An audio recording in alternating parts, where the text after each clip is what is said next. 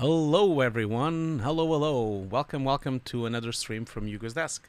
So happy to be here. We were here just yesterday. I know we're doing it again, but today it's all about the showreel reviews. I hope you all can hear me well. It's really warm in the UK, so I have the air conditioning on. I hope that doesn't, I hope it's not inconvenience or disturbs you in any way in terms of the sound. I hope not. If it does disturb you, do let me know and I can switch off the air conditioning in the background. But it's really warm in the UK, so I kind of had to like turn it on at least for a bit.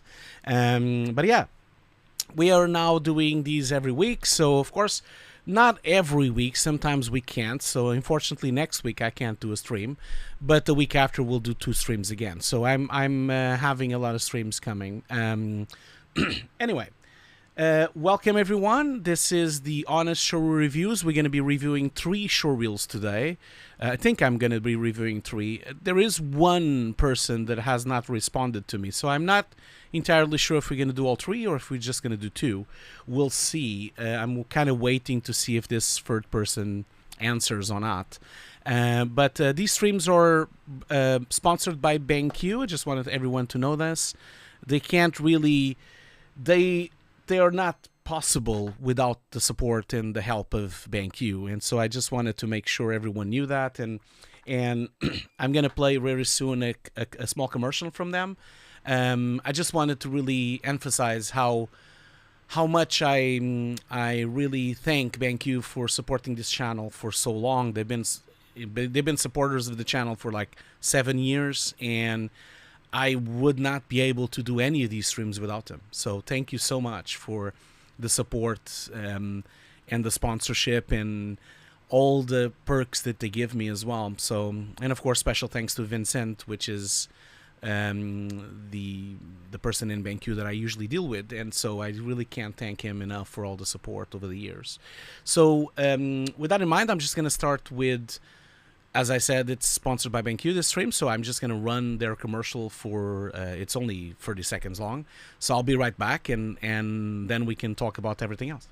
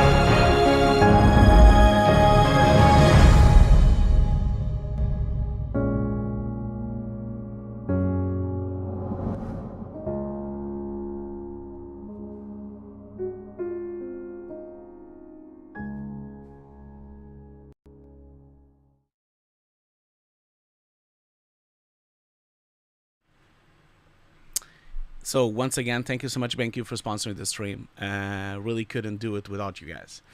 So before we even start, I'm just gonna like to do some housekeeping as I usually do. I've already posted on the top of the chat the giveaway we're doing at the end of the stream. So I'm just gonna put that on screen. So as usual, we are gonna be giving away one Nuke course from Hugo's desk. This will be at the end of the stream, and apologies. My throat is a bit dry. Yeah, so that's the QR code, that's the link. I've just posted the link on the chats. I am streaming simultaneously on Twitch and on YouTube as well at the same time, so you can join this giveaway. Remember, if you're already my student, you can still join the giveaway, and you can get the workshops, which is my second course. And if you have both courses, you can get my third course, which is the one that I'm currently building, which is the on-set supervision course. So feel free to do that if you want to.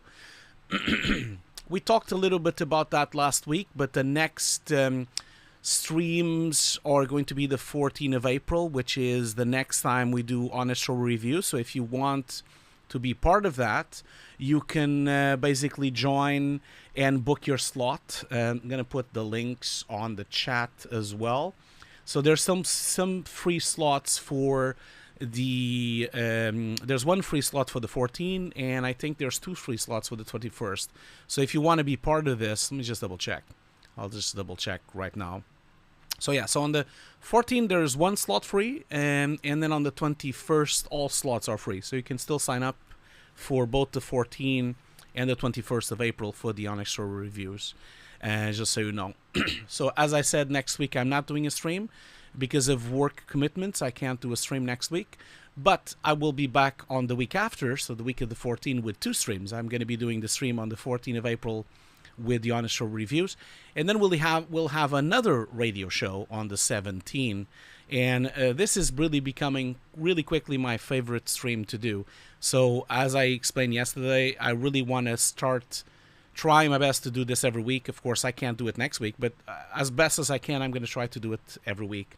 And I think it's been really fantastic to talk with everyone and to hear your concerns and to hear everything about AI and about the state of the industry and the visual effects industry. It's been just fantastic to talk with the community, and we have such a lovely community. So I'm really happy that we are all coming together like this. You know, it's really nice. So, in the meantime, I already talked about that yesterday. My course is currently 50% off. If you're interested, I would say maybe don't buy it just yet because I'm going to do the giveaway today. So maybe wait a bit, but you can have the link there. There's no codes necessary. It is 50% off right now off the board. And you can just go there and sign up. 2 last things that I wanted to just mention. I think I mentioned this yesterday. The VFX Notes podcast has now a specific Patreon just for the podcast. And I would love to have your support. Now, if you become a member of the VFX Notes podcast Patreon, you get access to free episodes. So every week, we always release something, either a free episode or an article. And so, as you can see, we already released 7. Actually, I need to update this graphic. There's 8 already episodes. There's like also the Mufasa episode, which we just did. So we have exclusive episode just for Patreons, and really hope that you can find yourself, if you want to support the show, maybe you can consider supporting the show on Patreon. The link is on the chat as well. One last thing that I will just mention is, of course, as always, as I usually say, if you like good food and if you really enjoy trying something new, maybe consider buying my wife's book, which is Green Recipes for All. I'll leave the link on the chat in a minute. The QR code is there as well. I'll put the link right now. And again, you don't need to be vegan, you don't need to be vegetarian, you just need to like good food. Of course, I know I'm biased because I'm someone that loves my wife, and also the food. I love her food anyway, but I just wanted to mention this because the book is, I'm really proud of this. I'm really proud of my wife for making this book, and the book is really beautiful, and it's a really good gift, and it has a lot of recipes, a lot of Portuguese recipes as well, which is really great if you want to try it. You have a hardcover, and you have a paperback, and also there's a Kindle version. So it's available on all Amazons. Every single Amazon in the world has stock of this book.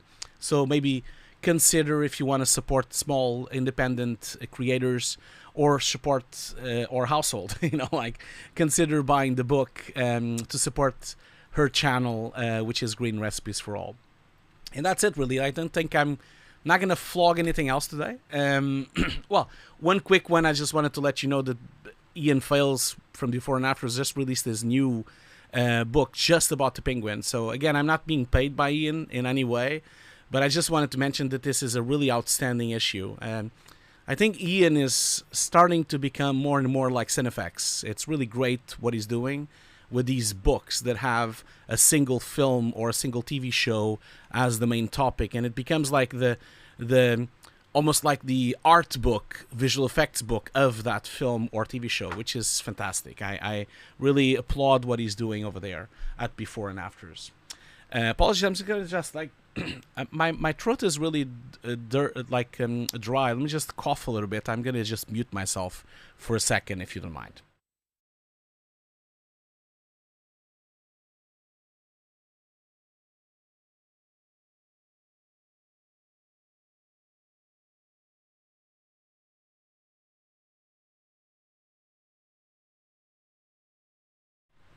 Apologies for that. I didn't want you to have a cacophony of cough on your ears. Okay, well, that is enough for me and for all the promotion that I'm going to be doing today. I am going to start right away with the calls.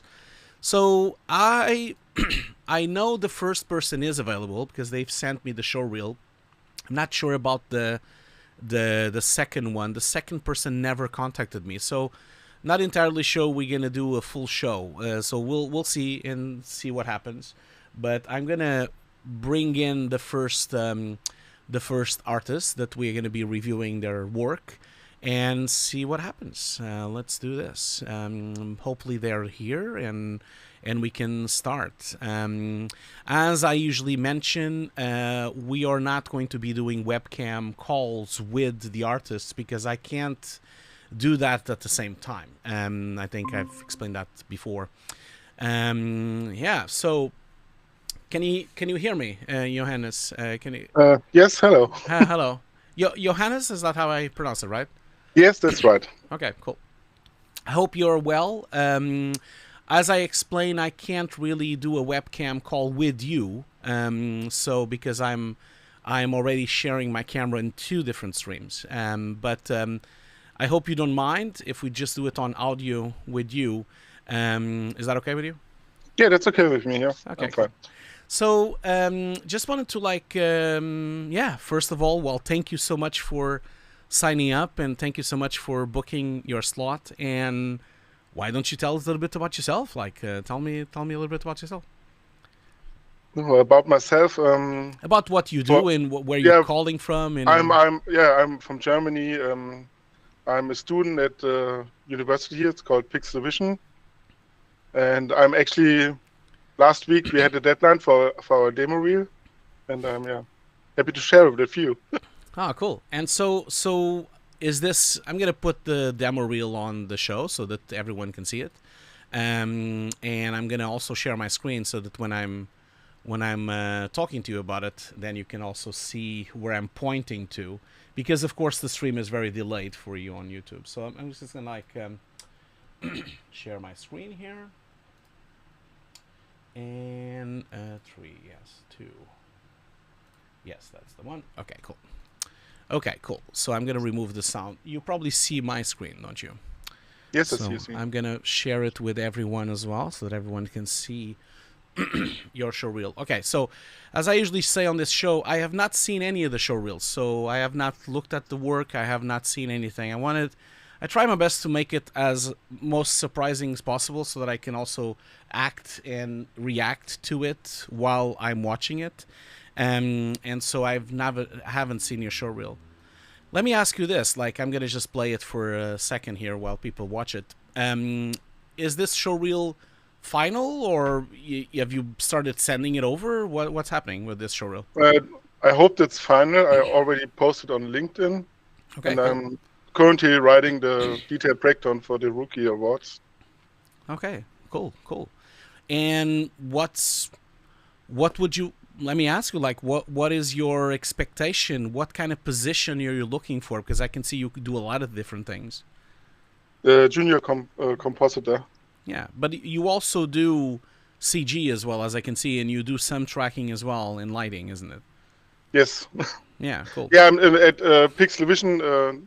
There's 5 focus tracks, and I choose the VFX artist. But in the beginning, you have also modeling and shading, lighting, all of this stuff. So cool. Okay, cool. I'm just like looking at it for a second, and then we can go through it. Like I said, I haven't watched it yet, so I'm looking at it for the first time. We're gonna be going through shot by shot. Don't worry. Cool.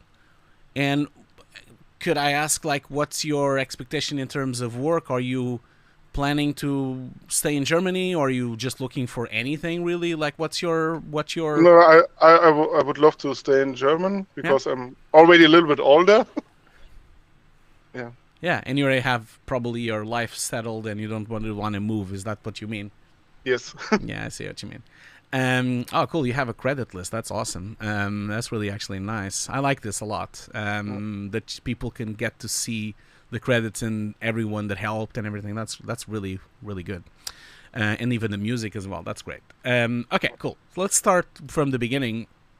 So, okay. So first shot here, responsible. I'm gonna just like put me back here. I removed myself because I didn't want to cover your showreel. Responsible for look, lev, lighting, and compositing. So, tell me a little bit about this shot. Like, is this something that you bought on stock, or is it something you filmed? Like, what happened with this shot? How did this start? The plate I bought on Artlist AO. Okay. And the idea was in the beginning to make a set extension. Yeah. And then I had always the idea to put some big spaceships in the air. Yeah. And the model is, I think, is from Sin's Fab, from the spaceship, and the rest are all of the 3D models are from Kitbash 3D. Cool. Because our compositing teacher told us, and I mean that's right, don't waste your time at modeling if you want to be a compositor. Yeah, yeah. No, I absolutely agree with them. I think lighting and rendering is really where you want to focus your attention to, because you're going to end up, as a lighting artist and rendering artist, you're all going to comp your own shots most of the time. So, or at least start them and then move them to compositing. So that makes a lot of sense. Well, I must say, your work is exquisite. Like, you have a really good showreel. These shots look really good. Like, they're looking very professional. It's very nice. Like, very good work. Congratulations. Thank you. You know, it's really polished, I would say. It's a very polished showreel. Especially for a student and someone that is starting off. Like, it's do you mind if I ask you, how long have you been learning Nuke and learning these applications? How long have you been using them? 18 months now. Oh, wow. Okay, that's very impressive. And you've never done that before? No, I mean, in the beginning of the 2000s, I got my first PC and I was working a little bit with Microsoft Pictoid, but yeah, and make some movies for friends, but that's it. And then I did 15 years, nothing. Okay, cool. Well, I must say I'm incredibly impressed. I think your work is really exquisite, and it's very polished and very, very much like you have a lot of really good shots here. So, okay, so first off, I'm just going to like give you a couple of lowdown. Like I said, I haven't watched it before, so I'm watching it live here with you. The first thing that I noticed right away is that, and these are small things because I think the shot is very well accomplished. So keep in mind that I think these could improve your shots, but I think your shots are already looking very good. So first things first, I believe you could do a better job with this edge here. So and you see my mouse, right? You yes. See it, yeah. I think this could be better achieved. I can see that from your original plate, you've removed the interior of the construction work that was happening. So you've build your own edge really from there. And I think you could really have an argument to make it, especially when it crosses the ships. I can kind of see that there's a slightly white edge around it, a very tiny few pixel white edge just on the corner here.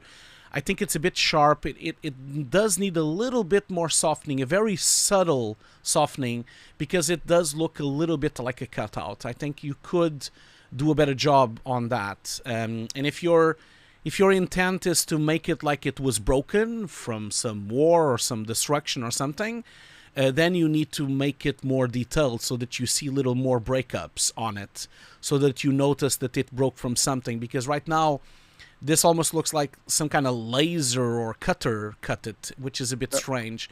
And either you go there, you do the destruction, or you just cut it straight, and then it looks like it's the end of the pillar or something. So you kind of have to choose between. Very minor thing, keeping that in mind, okay? So that's the first thing that came to mind right away when I saw it. The other thing that came to mind as well is that these ships on the distance, they look incredible, but I think you could still do a slightly better job on integrating them in a sense of the blur level and also the blending into the background. If you look closely into your plate itself, so I'm gonna go in here and look here.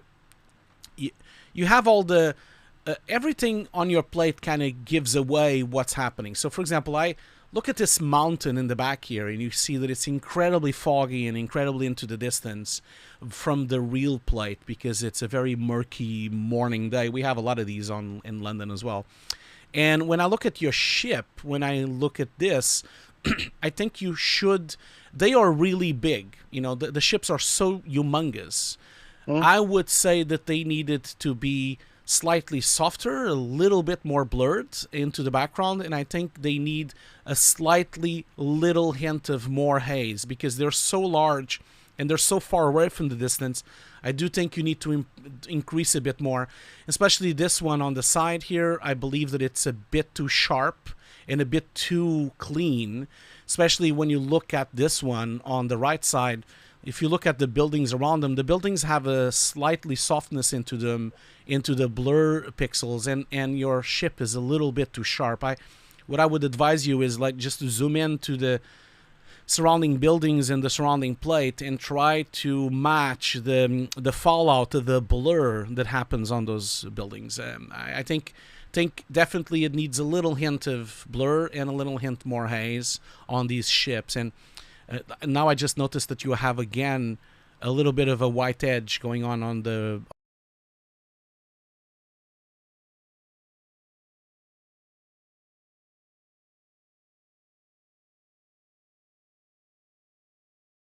this thing.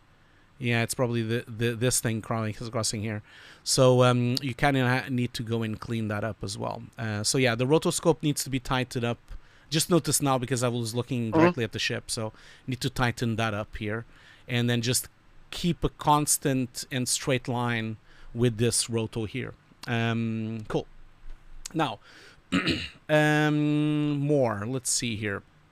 The other thing I would say also is that and by the way, I wanted to ask you, like, you said that you brought in the CG and you didn't model it, but you created this entire shot in terms of layout, didn't you? Came up with this shot, didn't you? Yes. That's really nice, man. It's really a nice skill to have, to kind of like build up something that looks so cool, because I really like your antennas and the layout of the cables that you put in, and then the ships are there. This looks like a very, very nice shot from a concept point of view. Like it's really, really nice. And if you've done it from scratch, like you're saying, like it's well done. Okay. I do think that you could probably work a bit more on this antenna here on the right side. I think it's in a good place in terms of the black levels and the haziness and the attachment to the building. I think it does look cool. Although I think these two, the ones on the middle, I kind of feel that the black levels are slightly off and they look a little bit too clean and too sharp.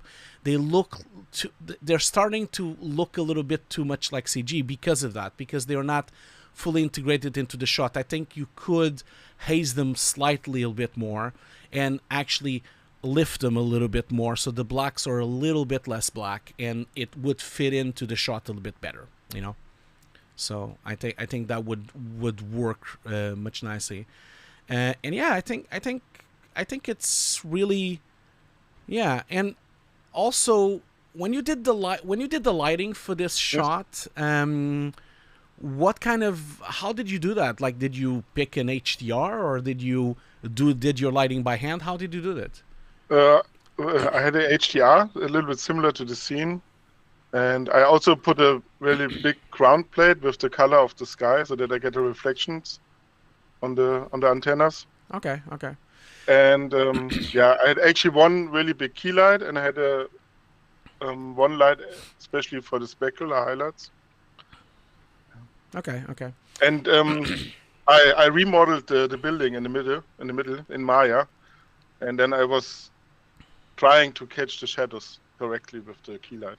Yeah, I see what you mean. Yeah, when I look at the plate the shadows. It's a very soft sky, of course, so the shadows kind of like going down here. It looks to me like the sun is coming from above, probably, because when you look at this balcony here, you can kind of see the shadows going down. This one is also going down. I think that maybe from a shadows point of view, I would probably say that your antenna on the right side probably would require a little bit more shadowing, because it kind of looks like it's a bit in the middle of nothing. And so I would say that this entire structure would probably cast a little bit more softer shadow around this area, since when you look at the balconies here, you see how much shadow they drop down through these balconies. So I would say that this would, the same way this balcony is shading these windows, I think this dish would shade the S area here, and you would have a slight softer shadow on the back there of the connecting tube, you know. I think that would help integrate this shot. And then the other two, as we mentioned already, the black levels are a little bit off, and I think they need to be more fogged up and a bit more lifted so that they fit in correctly. And I also think that the lighting when you're lighting this, maybe perhaps rethink to have these three objects in a more diffuse lighting, because I feel that you're still having a little bit too much of a harsh light on these two objects compared to the rest of the building. So it's a very subtle thing, but it's just little things like this make or break the shot, you know, and they make them a bit better. And I would say that. And I can already see Mikael is saying the same exact thing on the chat as well. I just noticed now. And also Paul Daiko is on the chat. Hi, Paul. Thanks so much for joining us. He says the spaceships feel like the haze could be a little bit more blue for my taste. Also more blue in the blacks to match the plate more. I completely agree with Paul. I think it would help, because you already have so much blue in the scene itself. The shot is so cold. I think your blacks could be a bit colder and a bit bluer in those spaceships. But yeah, but. Johannes, I really, like I said from the beginning, I think your showreel is very good, and so I think these are just little minute things that you could do to improve your shots. Don't get, don't get dissuaded or upset by all these comments. It does not mean the shots are not really good. They are. It's just that we're just giving you more feedback. And if you work in a company, you'll probably get some of this feedback. I think those are things that you will learn in time with your career and with working with supervisors and working with lead artists, and you'll get all these feedbacks. And sooner or later, when you have more experience, you'll start noticing all of that by yourself, you know. So it's I think you did a great job, you know. So yeah. Yes, thank you very much, and for the feedback. In the last, I have to say, in the last 3 or 4 weeks, I got so much feedbacks on it. And you get so much feedback? You mean? Sorry, I didn't understand. You got a lot of feedback from this shot? You mean? Yes. From where? From other people that from other people, from our teachers and also friends. Have you applied some of that feedback already, or? Yeah, I did already some of the feedback. Yeah. That's good. But that's how it goes. And also like. Don't forget that from my experience, nothing is ever finished. We never finish any shot. We just ran out of time. So yeah, I feel sometimes the same. I don't know. It's there in the night, and then now it looks perfect. The next morning I look at it and think, oh my God, what I was thinking. I know. But it is like that. Like we work on the shot until we ran out of time. That's always every shot I've done in my life. Could have been better, could have improved, could have this. But that's being a good artist is really how to do the best possible shot on the time given to you and the budget given to you. So if this was, for example, I'll give you an example. If this was a commercial, it was perfect. If this was a TV show, maybe a few little hints. If this was a film, then you would have had to improve all those feedbacks that I've just mentioned. Yeah. But also, like, if this was a commercial, they probably would have given you 3 days to do it. If this was a TV show, they probably would have given you a week or 2. And if this was a film, you probably would have had a month together with 5 other shots in the same sequence, you know. So it's timing wise, you'll have more time the bigger the production is, but the quality has to improve as well. So it's a bit exponential. So I just wanted to like tell you that it is really like that. Okay, so so really good shot. Let's move on. Apologies, my voice is breaking again.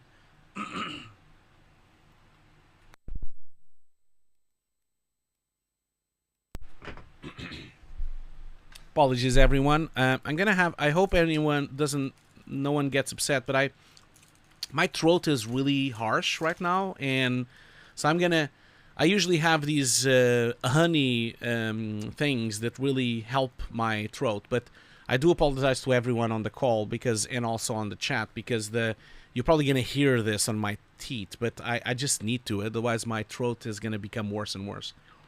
So I do apologize for that. Okay. Let's continue here. Okay, so tell me a little bit about this shot, the second shot. This is actually a group project, so I only did the compositing and the match move, and actually we shot the plate by ourselves, so that it's close by to Cologne. What you see here, the forest. Cool. And yeah. It's a really nice shot. So this is cool. You guys went over. Yeah. We had an animator was working on the shot, yeah. A look dev and lighting artist, and we had a FX guy. He made a water simulation and all what's coming out of the mouth from the dinosaur. Yeah. Cool. Okay, so really nice that you've included the plate, which has all the tracking markers and everything. It really showcases how you guys thought about doing the shot. This is really good. Like, I keep telling my artists and my students whenever I do these reviews that because a lot of people like say, oh, I don't have CG to do this or that, and it's really nice, Johannes, that you've done this step. You've grouped up with other people and did the shot. This is really the way most people should really think about visual effects, and have other people collaborate and do a shot together, because then everyone wins, because everyone gets that shot. So well done with that. Okay. Now, this shot is just like the last one. I think it looks really good. There's a couple of things that came to mind. I think that when I look at the shot itself, and this is something that would kind of probably be difficult for you to fix without having maybe a better farm, but I notice on the dinosaur that he's a little slightly noisy. I don't know if this is because you've introduced a lot of noise to the plate, or if he was already noisy from the render. Was it noisy on the render already? Actually not. Maybe it's the recrain from. Yeah. Okay. I kind of feel when he's moving around, I see the noise on him. And when I look at the trees and I look at the rest of the plate, it also has noise, but it kind of feels to me that he has a little bit too much noise compared to the rest of the plate. So maybe that's something you could look into, especially on the brighter areas of the dinosaur. That's one thing that I would say. The other thing as well is that I think he's such a big dinosaur, and he's going across this tree and he's going across this environment. From a scale point of view, when I look at these trees and I look at the surroundings, there is a little slight haze in the air. There's like it's a little atmospheric, and I feel like your dinosaur is losing a bit scale because of that. I feel like, and this is really, really small amount, I think you should consider putting a very, very small amount of more haze and lift the blacks over so slightly on him, on the dinosaur, so it blends a little bit better into the background. And so that I can feel that there's a bit of distance between him and the tree, and that he's actually living in this environment. And I also feel that this haze that I'm talking about, do not apply it to the whole thing, because that would not work. I almost feel like, you know, when you have a depth pass and you use the depth pass to try to make fog, try to build a Y pass. So it would be a depth pass that would start from the bottom and go to the top.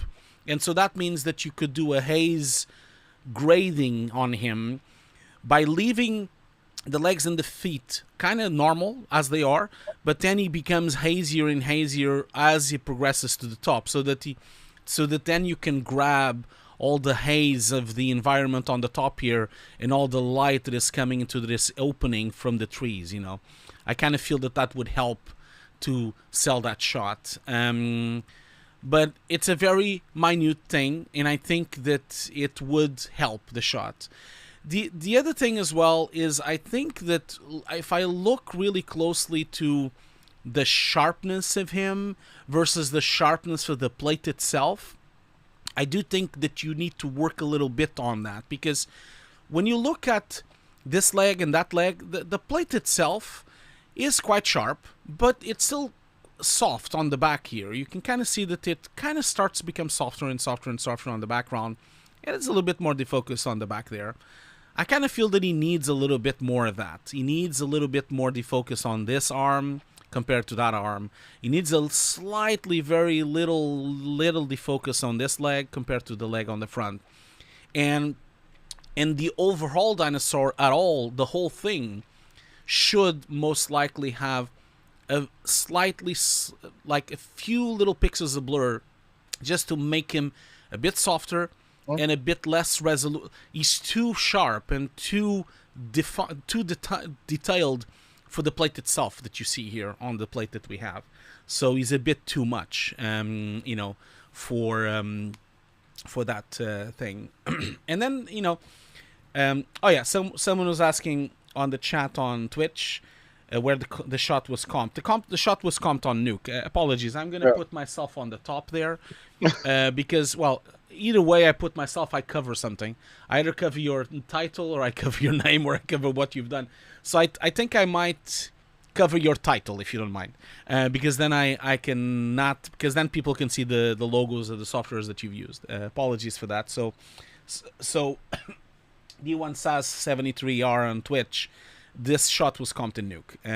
I apologize because I was covering the logos. There's some nice comments here on the chat as well on YouTube. So on the YouTube chat, Mikhail, always very helpful. Thank you so much, Mikhail. He's talking about like light wrapping, fogging, maybe be gamma a bit off. I like to see this shot in Luma view mode. He does have a point. I think it's a bit like what we were talking about. I think it needs a little bit more fogging, a little bit more light. It just needs a little bit more integration into the plate. But again, Johannes, really keep in mind that I think everything I'm talking about is like this kind of, not even the 10%, it's like the final 5% to make this shot. I think the shot looks incredible for a junior, looks incredible for a group of people that just started, especially someone that has started 18 months ago. I think this is incredible. It's a very well accomplished shot. So everything we're telling you is just extra stuff that is going to make it even better. But I think you guys did a great job. Thank you very much. Yeah. I do think that Paul does have a point here on the chat as well. Paul Dyko, he's saying, I would pink the highlights on the dino to make him a little bit more wet. He does have a point. This is a quite moisty place. It's a forest, it's a clearing. These forests are very humid. So making him a bit more wet would be nice. I think that would work really well. And especially the bottom area of him, because since he's dragging his feet and you guys have this really nice touch with the water and everything. This is really well done. Going through the water and everything. So yeah. Be careful with one thing in terms of rotoscoping. If you look really closely, you see how, let's look at the final shot, the final plate, the plate without the dinosaur. You see how you have these green musk kind of things around the tree? These kind of like, and they have some semi-transparency because they, of course, are catching the light from behind. And that happens on that side and on that side. Be careful that when the dinosaur passes through, he should cut that light. You see, when he crosses here, I think it's more in here as well, but when he crosses with his legs, you see that? That should not apply, because this light wrapping that is existing on this musk on the tree should now be covered by the shadow of the dinosaur. So you need to like leave the tree as it is when he's not there, and then when he crosses, use the alpha of the dinosaur to then cut that area of light, and so that you would darken this entire section on one side and on the other side to make it look like the light wrap was cut by the shadow of the dinosaur. So you kind of have to work that out, and that is a combination of rotoscoping and soft masking and just trying to get those edges to actually be affected by what's behind. Because this tree, and you even see on the top here, you see the tree is catching a lot of light from above, and as this monstrous thing goes through, nothing is affecting the tree, and the tree should not have a rim light on this side because he's covering it. So at some point, all this rim light should not be here, but that's only at the later stage of the plate. So when, on the beginning of the plate, you should have the rim light there. And then progressively on comp, what you should do is like, you should then start fading it out as he crosses into the shot. And by the time he's here, all of this rim light would be kind of gone, but the one on the top would still be here. You know what I mean? Yes. Yeah. I did it in the end when he has the head in the front. But cool. Sorry. It's coming now. Oh, yeah, you did it more. I think you need to do it from more, because he's so close to the so what you did there is exactly what should be happening already earlier. You know? Okay. And this is really nice. I really like the kind of depth of field shake focus rack that you've made with the dirt and the thing. This is really nice. I do think, and this is not you, of course, I do think that the dinosaur's mouth looks very, very looks a bit fake. So this is not you, of course. This would be your 3D artist that worked on it. But I kind of feel that the interior of the mouth doesn't have as much detail as the rest of the model. It was a download from the internet. Okay, I see. But our look different lighting artist, he did the textures new, and actually there's no geometry in the mouth. Yeah. That's why we keep it so black and dark inside. Yeah, but I kind of feel that this is a disservice to the shot, because it kind of looks a bit like a taxidermy model inside of the mouth. It looks like it's made of plastic or something. It looks like it's been polished or something. I guess it's missing the fleshiness of a mouth and the wetness of the mouth, and it's missing those things. But again, this is not your problem. It's not you can't really do that on comp. So it's not just like mentioning that, because of course as a whole everything helps the shot. The last thing I would mention is that I think we already talked about the fogginess and the haziness in the dinosaur. It's really apparent when he's like here on this moment when he's opening the mouth. You see the blacks on the legs and the shadows, and also on the mouth. I think he's too black. His black levels are a little bit off, because if you really look closely, for example, these rocks, they are very black because, first of all, they are black rocks, and also they are really tiny and they're in shadow. But everything else kind of has a slight tone to it. And he's so big, I don't really believe that his legs would be this dark. I think they need to be a little bit lifted. And this is just a few percent. It's not a lot, okay? Just a little bit to help the thing, Yeah. So, I'm just reading this comment. D1SAS73 on Twitch is saying, Hugo, did you intentionally leave the small gaps in the scene so we could talk about them now? I'm not sure what do you mean. Maybe ask that again and try maybe asking that question again. I'm not sure what you mean. Are you talking about something about the shot, or are you talking about something else? Well, maybe you can rephrase your question and maybe tell me later. Okay, cool. Well, once again, great job. I think you did a great job, and so don't be too dissuaded by the comments. I think you did a really good job, and I think if anything, all these things could just improve the shot even further. Okay, so let's continue the next one. So tell me a little bit about this. This is a really interesting shot. This is my character replacement. Yeah. And actually, this was one training from the school. So we have always a midterm and the end term, and I think this was an end term. And yeah, the plate was given from the school. And later for the demo, I did rework a little bit. I made a normal map for myself to relight a little bit better my face, to getting a little bit more shadows in there. Yeah. Yeah, the key is really well made, and the normal map is well made. How did you do the normal maps, may I ask? Was it machine learning? Was it Cattery or? No, I used Comfy UI for 3 frames, and the rest I learned with Copycat. Then. Okay, cool. And so Copycat built the rest. Yes, yeah, that's really nice. Okay, so this you mentioned the school gave you the plate. You mean like the school gave you the Joker plate? Is that what you mean? Yes, there was like there's always a choice, and for the character replacement, you have to use this plate. Okay, I see. Also, that was the task was to replace yourself with replace something on the plate. Yeah, okay, I see. The character replacement. Yeah. I mean, that's now me on the plate, so. Yeah. No, I think you did a great job. There's a couple of things I wanted to talk about, but the first thing I noticed right away was it's really jerky, the movement, the frame rate. Is that because the plate was like that, or is it something that I'm missing here? Or like no, the plate was like this, was a little bit jerky, and okay, yeah, okay.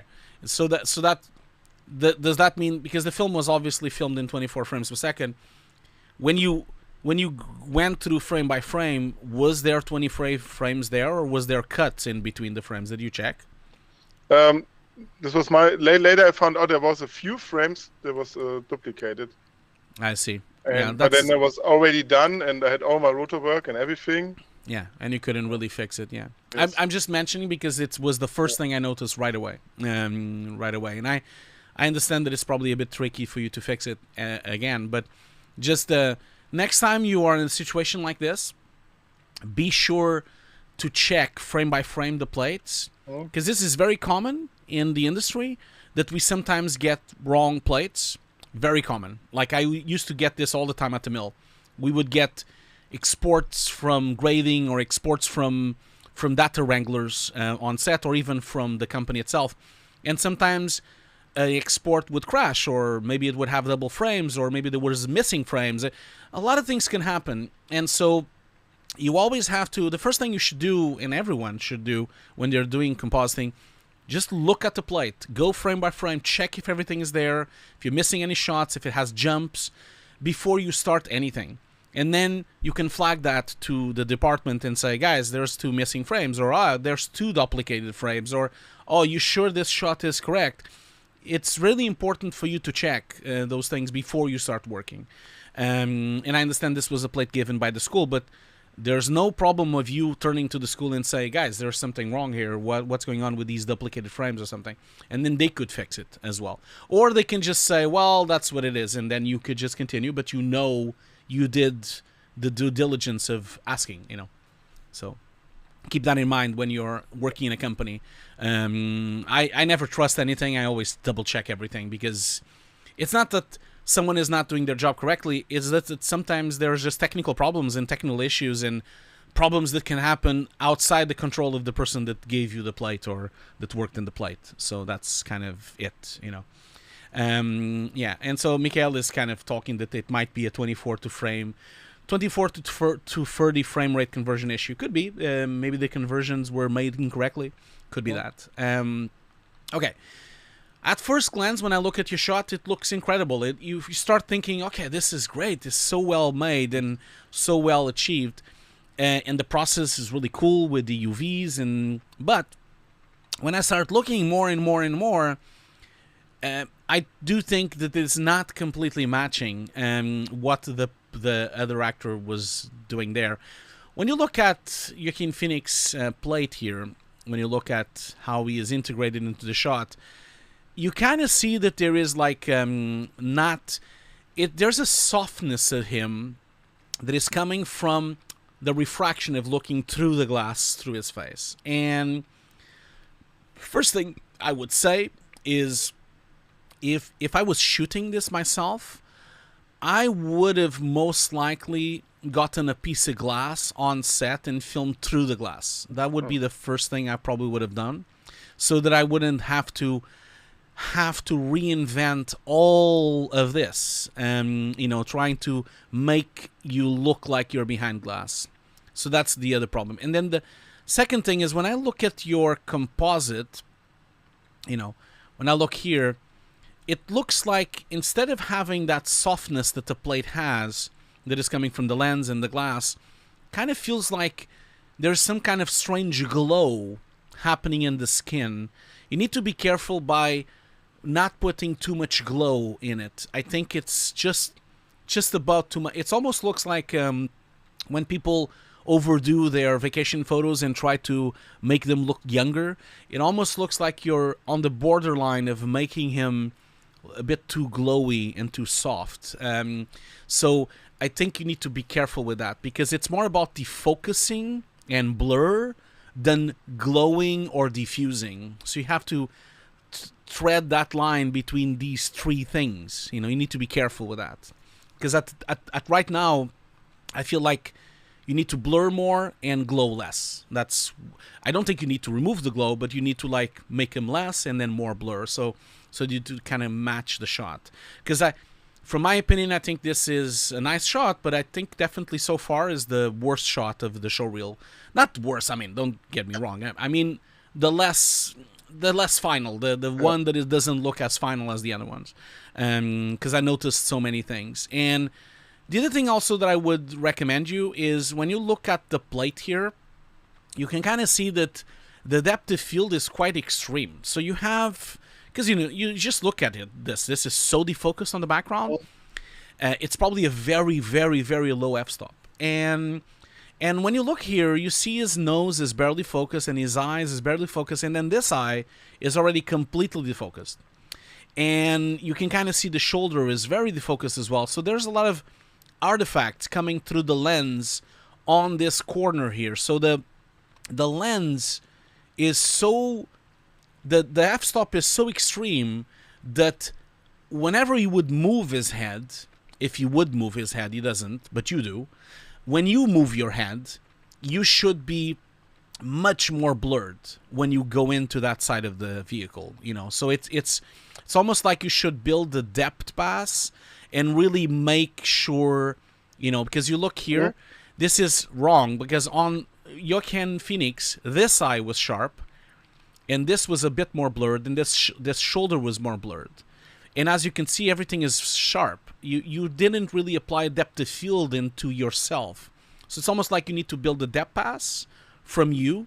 Same way you did the UV pass, you can probably use Cattery to build a depth pass. And then try to use the Z defocus node or the bokeh node to try to reconstruct the depth of field that the other plate has.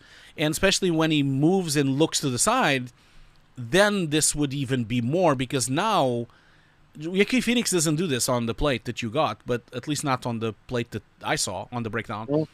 But you see, as you go to the side, looking at the plate from Johannes Phoenix, then your entire face would be defocused and would catch the chromatic aberration and the lens distortion and all the optical breakup of the corner of the lens, because your head is such on the edge. So you need to kind of build the depth of field, a depth pass, use bokeh or Z depth defocus to build the entire depth of field matching to Johannes Phoenix, and then build up focus vignetting that should be happening on your face when you turn to the side. And that is why it looks a bit fake. And then on top of that, the glow and the blur and also the dynamic range, it's a bit off. Like if you look closely, you are on the borderline of not having enough dynamic range on your face. And when you look at Johannes Phoenix lighting, you see he has a very defined lighting, very soft lighting on his nose and soft lighting on the jacket here. It all looks very balanced, and nothing is overexposed and nothing is completely black. When I look at your composite, it looks like you went to a little bit too much extreme on the on the grading, and that is making it a bit flatter, and it's losing a lot of dynamic range on your forehead here and on the mouth as well. Now let me just double check if it's actually on the footage, because it might not be. Yeah, but it is. You see, you have it here, because you shot. You see, there's nothing overexposed. I mean, it's borderline. It's a little bit almost clamping here, but you still have some detail. So you need to be careful not to lose all the detail, because I think you did a good job replicating the lighting. I think you did a really good job with this. But just be careful not to grade him so much. Well, you, sorry, not to grade you so much to make him look like it doesn't fit on the plate, you know. So, yeah. But yeah, I completely agree with what Robbie Rival said here. I think you choose the most difficult plate. It is right. This is very difficult. So this Johannes, like, this is the typical type of compositing a senior would be doing. This is not the kind of thing, because there's so much problems and so much issues going on here. This is the kind of plate that probably if I was running a department on the company that did this shot, I would give this shot to a mid-level composer or someone I would trust and a senior, and I would never give a shot like this to a junior, because it's just too hard. I think it's too complex, and it would take the junior too long to try to come up with this, and then I would receive too much notes, and it would take too long, you know, to build that shot up. Yeah. I'm sorry, I'm talking so much. I apologize. I hope you're not getting like upset or. No. I writing some notes down with the depth pass is really good. Okay. I will try this out. Yeah. You can always watch this again as many times as you want if you want to take notes later, and this will be available on YouTube. You can watch it again. I will just put. It usually takes a day to process on YouTube, so it will only show up tomorrow. But then I will then put chapters as well, so that people can go directly to their showreel review. So yeah, okay. I think we talked enough about this shot. So let's one last thing I would mention, which Mikhail did say. I do think that you should do a better job on the texturing. You see the depth, the defocused dirt that is on the glass. Yep. There's like this layer of murk and nastiness on the glass, which you can see here as well. So it's just a continuation of this going forward. You kind of are missing that on your plate. You didn't put enough of that. When I look at your plate, especially when you move your head to that side, you see that? Mm-hmm. This is almost looks like there's nothing here. My advice to you to build this up, because obviously it's absolutely impossible for you to put back what was on the plate, because you can't extract the dirt that is there. My advice to you would be to either go out and photograph a really dirty window, or try to buy a texture of a dirty window, or try to build your own dirt pass. And you see how you can kind of see that this is the dirt. We have these dry waters and all the dirt that is on the glass. And you see from the depth of field, it's a little bit defocused here, and then it goes into focus, and then it gets defocused and defocused and more defocused. It gets really, really extremely defocused. And that's why you get these really big blobs of dirt on top. What I would advise you to do is to get that texture, and then using a 3D card, angle it into the same similar angle in 3D with that texture, and then on the scanline render from that 3D card, extract a depth pass, and then apply depth of field to that dirt pass that you've made. And then you would get a similar effect. You can then cut it by here, because you don't need this dirt. This is looking good. You just need this. So you can use a ramp to cut it off. But I would really advise you to build a realistic 3D card with that dirt, and then put a realistic depth of field with bouquet in Nuke, and try to just rebuild what a dirt pass would look like in front of the glass, you know. Yeah. Cool. Okay. Thanks. Next up, would be just a quick note to Leon THH. I think that's how I pronounce that. Thank you so much for becoming a subscriber on Twitch. Much appreciated, my friend. Thank you so much for subscribing for 3 months now. Really, really kind of you to do that. Okay. Tell me, Johannes, a little bit about this shot. What's going on here? The idea is that a young woman is looking in the mirror, Yeah. but in the mirror there she's seeing an old, himself an old woman. Cool. And so, how did you do this? Like, so this plate, where is the plate coming from? The plate is from Action VFX. Cool. And I did a projection. I used the keying tool with the face tracking. Mm-hmm. And then the scanline render, I unwrapped the head and actually paint on the UVs the face old. And where did you get the old face? Is that another actress, another photo, or how did you get that? No, I was using older women from the internet. Okay. And then was painting it a little bit over and over, and getting something from I see. So use the original face and then paint it over pieces. Okay, I see. Yeah, that's really good. Like, that's really good. This is Ken Tools, isn't it? Like, it's really, really nice work there. Yeah, really advise everyone to really look into Ken Tools. It's really, really cool. Okay, cool. So this is a really nice shot, my friend, and Thanks. Really well accomplished. Let's see here. So I think, well, I'm just gonna go to the final version here. Where do you have the shot? Oh yeah, there we go. That's the full shot. Okay, so he's there, and then covers the thing. Oh, the is the glass moving? Is that part of the plate from Action VFX? This is part of the plate, yeah. Okay, I see. So they actually moved it on set or something. That's interesting. Yeah, so there's a couple of things. I think you did a great job with the fogginess, and you did a great job with the haze. But I think the smoke that is around her, like the one on the left, on the right side, it looks a bit fake, mostly because you see how she's slightly defocused, not much, and then the mirror is really sharp, but then your fog pass, whatever you put on top of all of this, it's way too blurred. It needs to have more detail.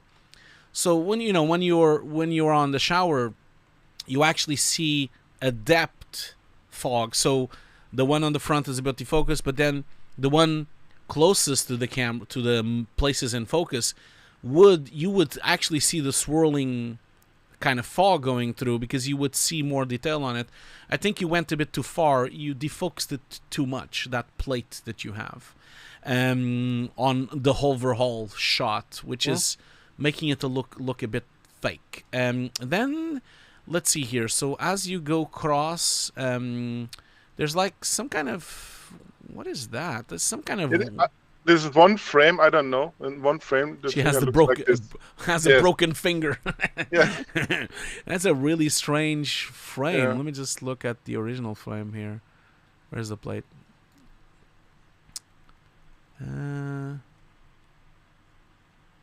You're zooming in at the same time. So, it's the finger behind on the reflection. I see what it is. It's the other fingers that are being reflected on the other side. That's why it looks weird. And it's just an unfortunate thing.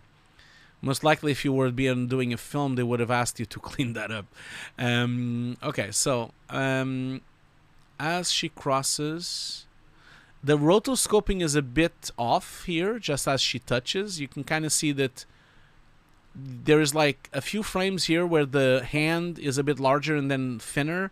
You need to be careful and tighten that rotoscope a bit more, especially in here. When you go through these frames, you see this finger is a bit thin now, and then it's a bit thicker, and then it's a bit thicker, and then it's a bit thinner, and then as it stops, it becomes thicker again. So there's a bit of an inconsistency in the rotoscoping that you need to kind of look into.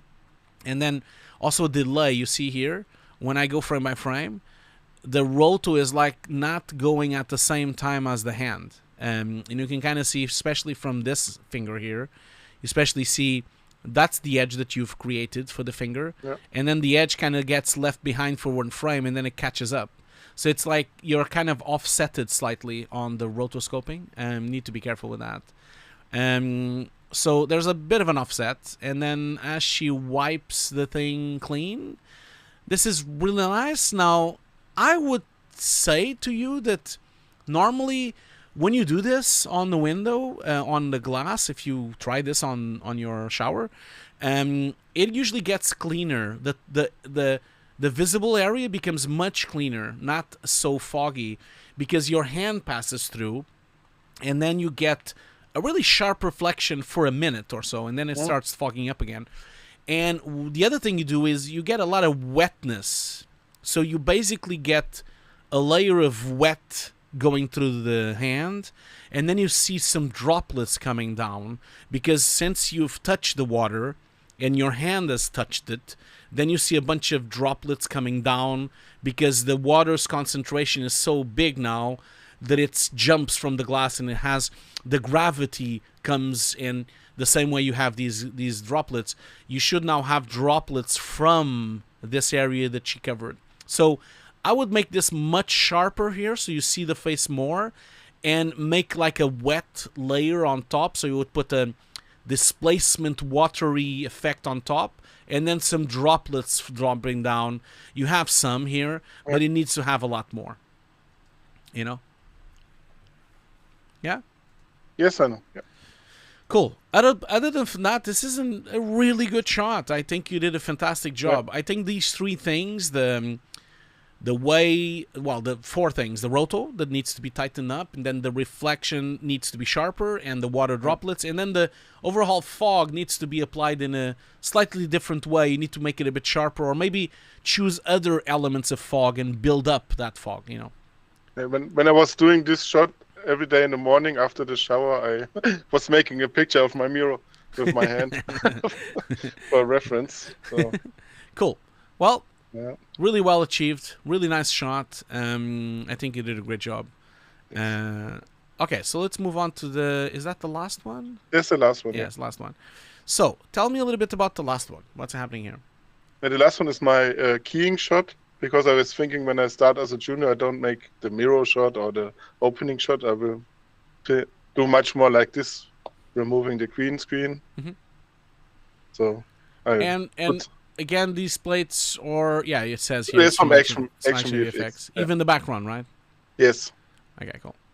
I think it looks good. Is the reflections also from Action VFX? The reflections on the glass. Yes, but this is a other plate from Action VFX. Okay, I see. So you mean what? This reflection, the main one, is from Action VFX? They are not. Yeah, it's all from Action VFX, but the reflections. I have 3-4 choices for the back plate. Okay, I see. What I would say is that it's a bit strange that the middle reflection is kind of like shaking a bit off-centered. So there's something really strange going on these reflections. They kind of shake, and they're not connected to the car. You know, like when the car shakes, the reflection shakes, but it kind of looks like the car is not shaking, and then the reflections are. So it's a bit weird. It's almost like you probably want to stabilize the reflection so that it kind of feels a bit better into the plate. But that's a small little thing. Now, in terms of keying and rotoscoping and everything, I think you did a good job. Looks to me a little bit harsh. Like if you look at the ear, the left ear from this dude here, I think you need to do a better job, first of all, you have too much edge blur and too much blur going on the ear, and you're lacking slightly semi-transparency that is happening on the ear. Like, if this was such a bright environment behind, first of all, you would have had a much more intense light wrapping, and the back of the ear would be brighter because of the scattering of the ear. So you need to look into those things and make that side of the head more fitting into such a bright environment. And the light wrapping, should also be happening on the window as well. This is so bright, and at the moment, it almost looks like you haven't even touched it. It's almost like, you see, this is how bright it was on the green screen, which is a really dark green screen, really terrible green screen. And when you see, when you look at this, there's almost no light here. They look like they're driving inside, I don't know, like a dark environment. You did brighten them up in color correction, but I'm missing the diffuseness, the light wrapping that should be coming in. You should have a lot of diffuse, maybe 2-level light wrap. Maybe you should have diffuse light wrap coming from the window there and the edge. And then him should also be catching up light wrap. And also, there's so much light outside.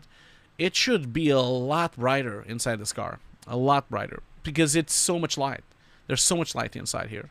So yeah, I think this shot requires some work, but I think it did a good job. Maybe it's not as refined as the other ones, but it's a well-achieved job. Yeah.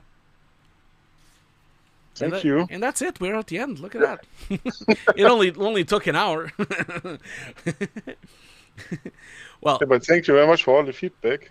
No, not a problem. I wish you all the best and good luck with the rookies as well. I mean, I kind of feel that you most likely will have a shot. I think you'll have a shot because it's a really nice showreel. But Johannes, I think you should really take all that feedback and kind of improve slightly the shots and give a deadline to yourself. You know, give it, okay, I'm gonna give myself a week to finish some of these things and then move on. Don't tinker to the shots with forever, of course. You know, try to make a stop because no one is expecting you to be perfect, and no one is expecting you to be a senior artist already. So, you know, so that's the thing. Yeah. Cool. Is there anything else that you want to talk about, or are you happy? I'm actually quite happy now. Cool. And yeah, I'm a little bit done because last week was the deadline in the school, so I had to finish everything. Yeah, I'm sure. I'm sure. Did the school did you get good feedback there? Yes, I get really good feedback in the school. They liked it, yeah. Yes. No, it's like I said on the beginning, your showreel is great. I think you are a really good artist and very talented, and this is a really strong junior showreel. Everything we talked about is all the details that you would get from notes of working in the company. You would get all these things, and of course, depending on how the budget and the deadline that you would have. So it depends on the project and how much. That's why we see VFX shots that look good and VFX shots that don't look good. It has nothing to do with the talent of the artist. It has to do with the time they had. Yes. You know, so as it stands right now, I think this looks good. This looks really good for a junior. Could look better? Yes, definitely could. I definitely think from all your shots, the Joker shot is the weakest one. So that's the one. That one in the car is the last shot is the worst ones that you have on your showreel. So the Joker shot is actually to show that I did use a comfy UI. Yeah, of course. Yeah. But it's not very hard to wrap that up and make it a little bit better. There's few things that you could do to improve it, you know. And as people are saying in the chat, man, you started 18 months ago. Fuck, man, I wish I was doing this when I started 18 months in to my career. You know, if I showed you the things I was doing 18 months in, you would laugh like it was a joke. So this is really amazing work for someone that started. But I have to say, I did learn a lot in also did your course. So. Oh, well, thank you so much for saying that, and thank you so much for buying the course and being part of that community. Much appreciated. Okay, cool. Well, then I'll leave you to it. We have more people to do, and I need to do a break anyway. So thank you so much for joining the call. You're always welcome here, my friend. You know, if you want to come back or if you want to show an improved showreel, just by all means, you know, don't be a stranger, contact me. Or if you want to send it separately, privately to our Discord on the course, just do that as well. Okay, thank you very much. Okay, thank you. Bye. Bye. Okay, cool. Excellent. So we're going to do a break. Now, I don't know. The second person that was booked has not sent me a showreel. So I'm not sure if they're here. I'll give it a try on the call to see if they're here. They didn't send me a showreel. And this was Raj Vardhan Desai. That is his name. So I'll write it on the chat if in case he's here. So I never got your showreel.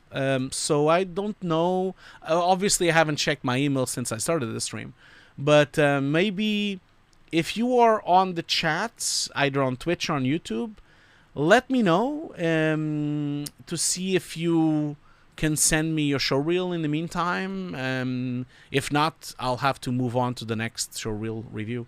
Anyway, I'm going to stretch my legs. 10 minutes as always. Don't forget, during the break, you are going to see some of the commercials from BenQ. And you're also going to see the trailer for my wife's book, Green Recipes for All, as well. And you're going to see a trailer for my course as well. So stick around if you want to watch that. It's 10 minutes. I'm going to put a timer. So I'll be back in 10 minutes for the second showreel. And thank you so much for sticking around. And I'll see you all very, very soon.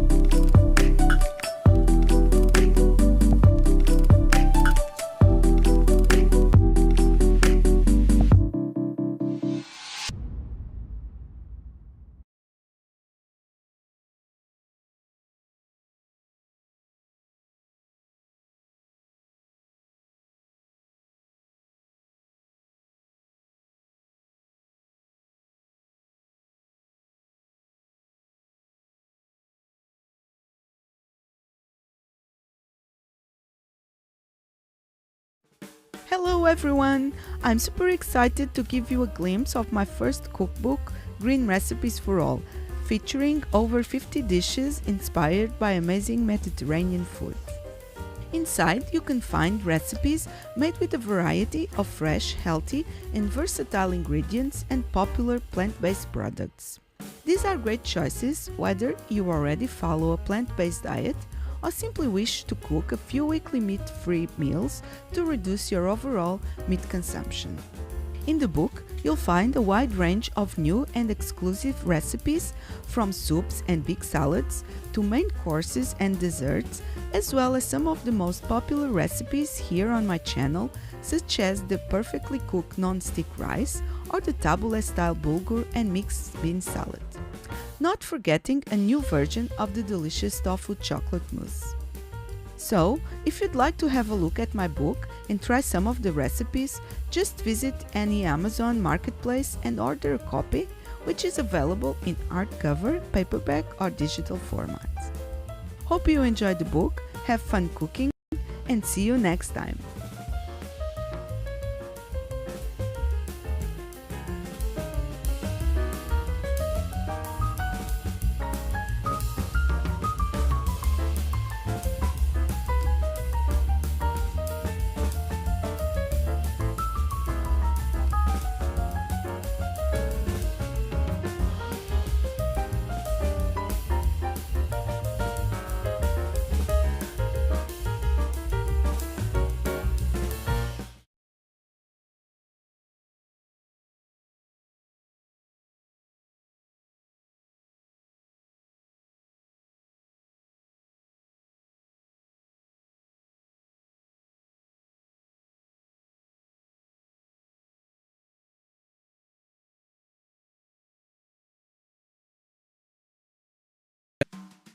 Are you interested in learning compositing? My Nuke course is currently 50% off.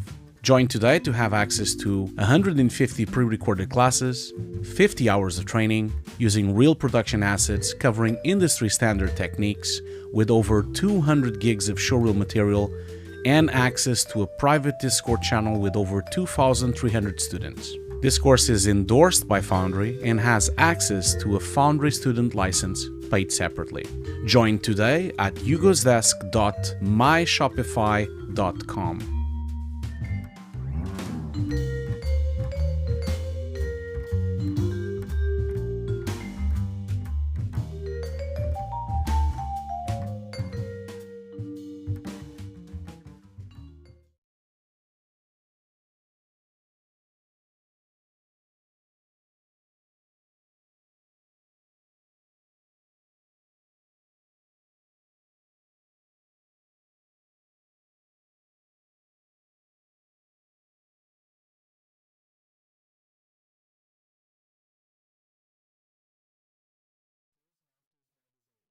Befores and Afters magazine is the monthly print mag from VFX journalist Ian Fales.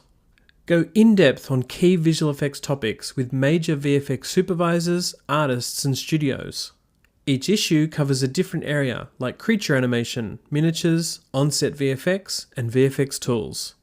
Find your copy at beforesandafters.com/magazine.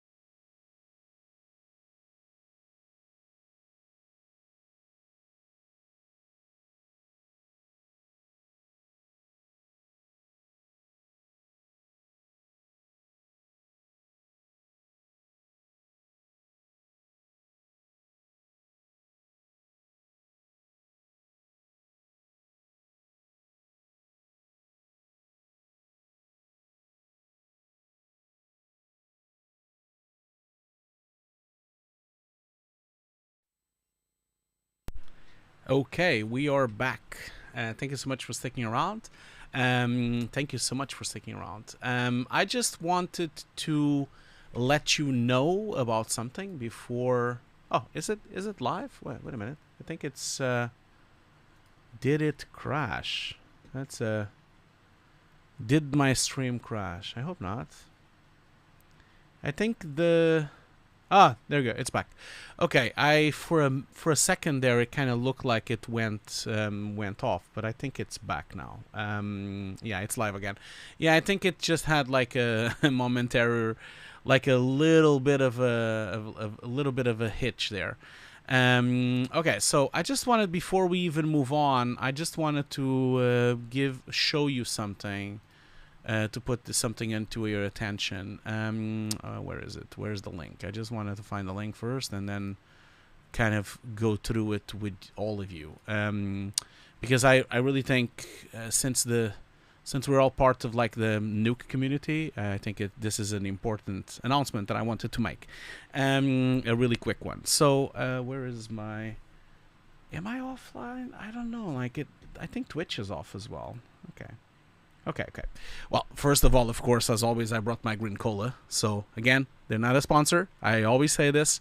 But if you guys want to try something new, an organic type of cola that doesn't really ruin your teeth and doesn't have all the nasty acids, maybe give it a go. Green cola is available in a lot of countries.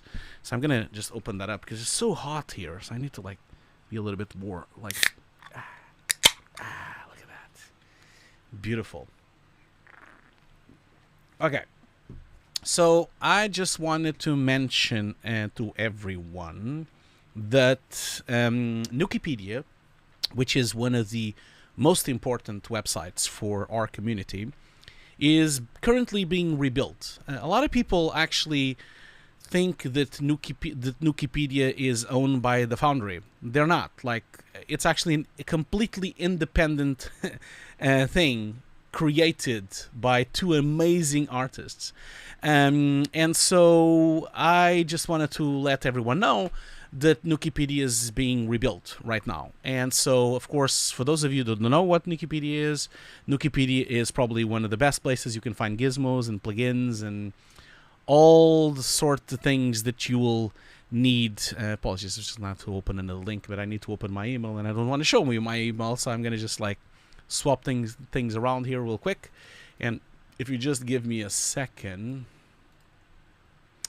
there you go. Yes, so as I was saying, Nukepedia is not owned by the Foundry. Nukepedia is actually run by two amazing artists, Frank Rutter and Kare Vandelor. And I just wanted to mention to everyone that if you could be so kind enough to support them on their endeavor. So at the moment, they're trying to rebuild the website. And to rebuild the website, they need our help. And so I'm going to drop in this link here on the chat for you guys to check. In this link, there is a form on the bottom here, which you can sign and give feedback to Nukepedia. You can see already people having feedback on the on the chat saying that it's too slow.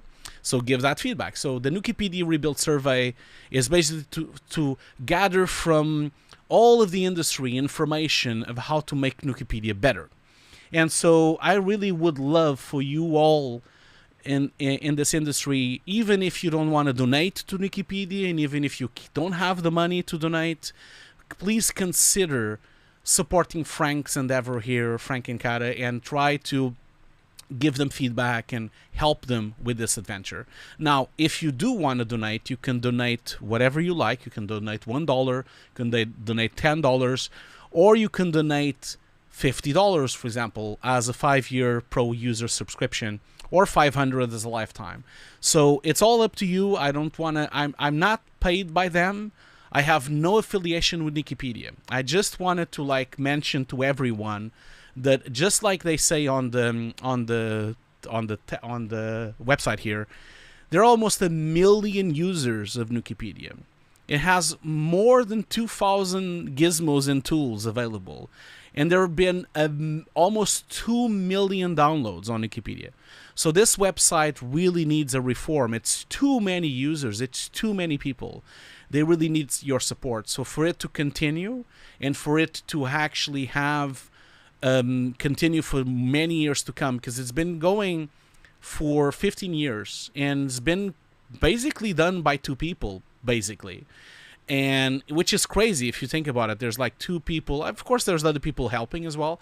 But it's really crazy that it's been running for so long with such high numbers with no physical support. It's insane. 2 million downloads. It's 1 million users. It's really incredible stuff.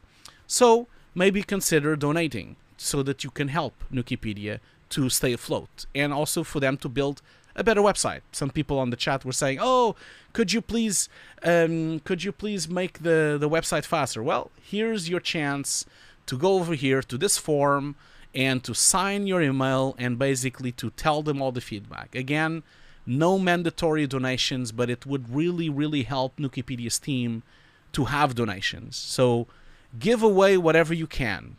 Support with whatever you can to try to help them on this endeavor. So that's what I just wanted to mention since I have you all here. You know, there's like 40 people on YouTube watching, there's like 10 people on Twitch watching, so at least 50 people are watching right now. And they can maybe consider looking into this. And for all of those of you listening to this offline, because I know we always get 500 to 1,000 views on VOD, on the recording of these streams, there's always at least 1,000 people watching later on. You know, maybe consider that as well. Like maybe, you know, and we already had 300 people watching today anyway. So maybe anyone that is listening right now, try to help Nukepedia stay afloat. That would be my announcement to everyone. Okay, with that out of the way, thank you so much again for everyone that is involved in Nukepedia making it something real. I'm going to see if my second showreel review artist is actually here, because I never got their showreel. So I'm going to see if they're here. It says no one else is here, so maybe they're not here. So I'm just going to like really quickly give them a few minutes to show up. And so again, I'm going to just say, I can't really pronounce the name, but Rajvardhan Desai. I'm not really sure if you can still join. I'm not sure what happened because you never sent me the showreel, but you did sign up to the booking system. So, of course, there's no problem if you can't do it today. It's not a problem at all. We can always rebook and reschedule. But I'm just wondering if you are here to join this showreel. You say you're here, Romy. Yeah, but Romy is the next person, not... just a second. Yeah, that's the third artist. So I'm a bit. So Romy, apologies, I'm a bit behind because it took us so long to go through the showreel with Johannes. So I still had another person before you, but I don't think they're here. So yes, you had a booking for today. Yes, Romy, as I'm explaining, we are a bit behind. The bookings, of course, always fluctuate a bit because it depends on how long each showreel gives. The Johannes showreel was very long, and it took me a long time to go through it. Apologies for that. So I'm a bit behind on you. But I don't believe Raj is here because they didn't send me the showreel. They're not here on the chat. So I might as well just continue with you, Romy. And if they do show up later, we could always bring them in if they do show up.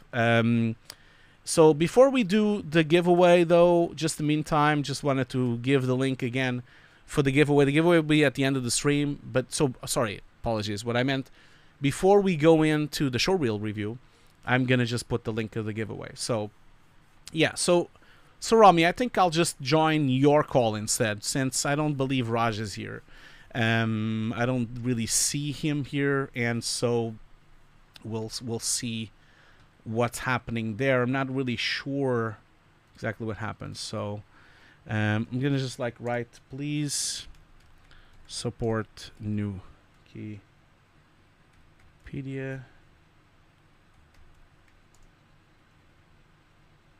Okay. Sorry, just a second.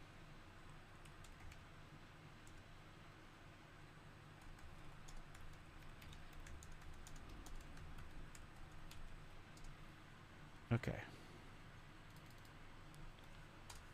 Okay, that's it. Just wanted to put that there so that you know as well. Okay, cool. So, yeah, so Romy, I'm gonna call you then and see if we can do that showreel instead. Let me just double check here. Okay, so calling you now, and let's see. So as I explained many times, I can't really do the webcam with you, but hopefully it's all good. Okay. Can you hear me, Romy? Hello? Hey. Hello? Hey, I'm here. Yeah, you're here? Okay, great. Okay, cool. Well, thank you so much, and apologies for the slight delay on your showreel review. That's okay, no props. Okay, cool. Excellent. Well, first of all, thank you so much for joining the showreel reviews, and thank you so much for supporting the show and for being here and submitting your showreel. I really can't thank you enough for that. Well, the opposite as well. Thank you very much for doing this. That's really nice. No problem. Okay, I'm going to start by sharing my screen with you because the stream is very delayed. And so, of course, it's going to be much easier for me to talk to you by sharing my screen with you. Now, as I mention all the time during these showreel reviews, I have not watched your showreel yet. I always want it to be a surprise, and so I never watch any of them. I just get surprised like everyone else when they're watching. So I'm sharing it on the screen right now. I'm also looking at it for the first time, and it's just going to play on loop for a while. Well, actually, let me just put this on loop, actually, because so that... and also, I might put myself on the top there. I don't want to cover your logos and all the details you have there. So, well, first of all, Romy, while we're watching all your work here, why don't you, only if you want to, of course, but why don't you, if you do want to, do you want to tell us, like, where you're calling from and what do you do, actually, and right now? And Sure. So I live in Belgium, and I'm there a compositor for been 2.5 years now. So I did my internship at the PEC that you see in the logo, and then they hired me straight away. So there I've been working now for 2.5 years as, mainly as a compositor, a little bit as a generalist, but my portfolio is focused on compositing. Cool. Well, congratulations. So you're full staff at the company? Sorry? Your staff at the company? Well, sort of. They had to let me go because, like you know, the industry is not great. So soon I'm been looking for a new job. Yeah. So I guess that's the old school of the freelancer that is permanent. It's like the permalancer. Yes, I had a fixed contract indeed, and that was really, really cool. But yeah, now I will probably get into the freelance stuff as well. Cool. And so tell me, you've said that you've done this for, so this is the result of 2 years of work, I guess? That's what you meant, right? Yeah, sort of. Sadly enough, I had to adjust my showreel a little bit because not everything that I've done could be in here because it's not released yet. So the best stuff is actually out of it. Okay, I see.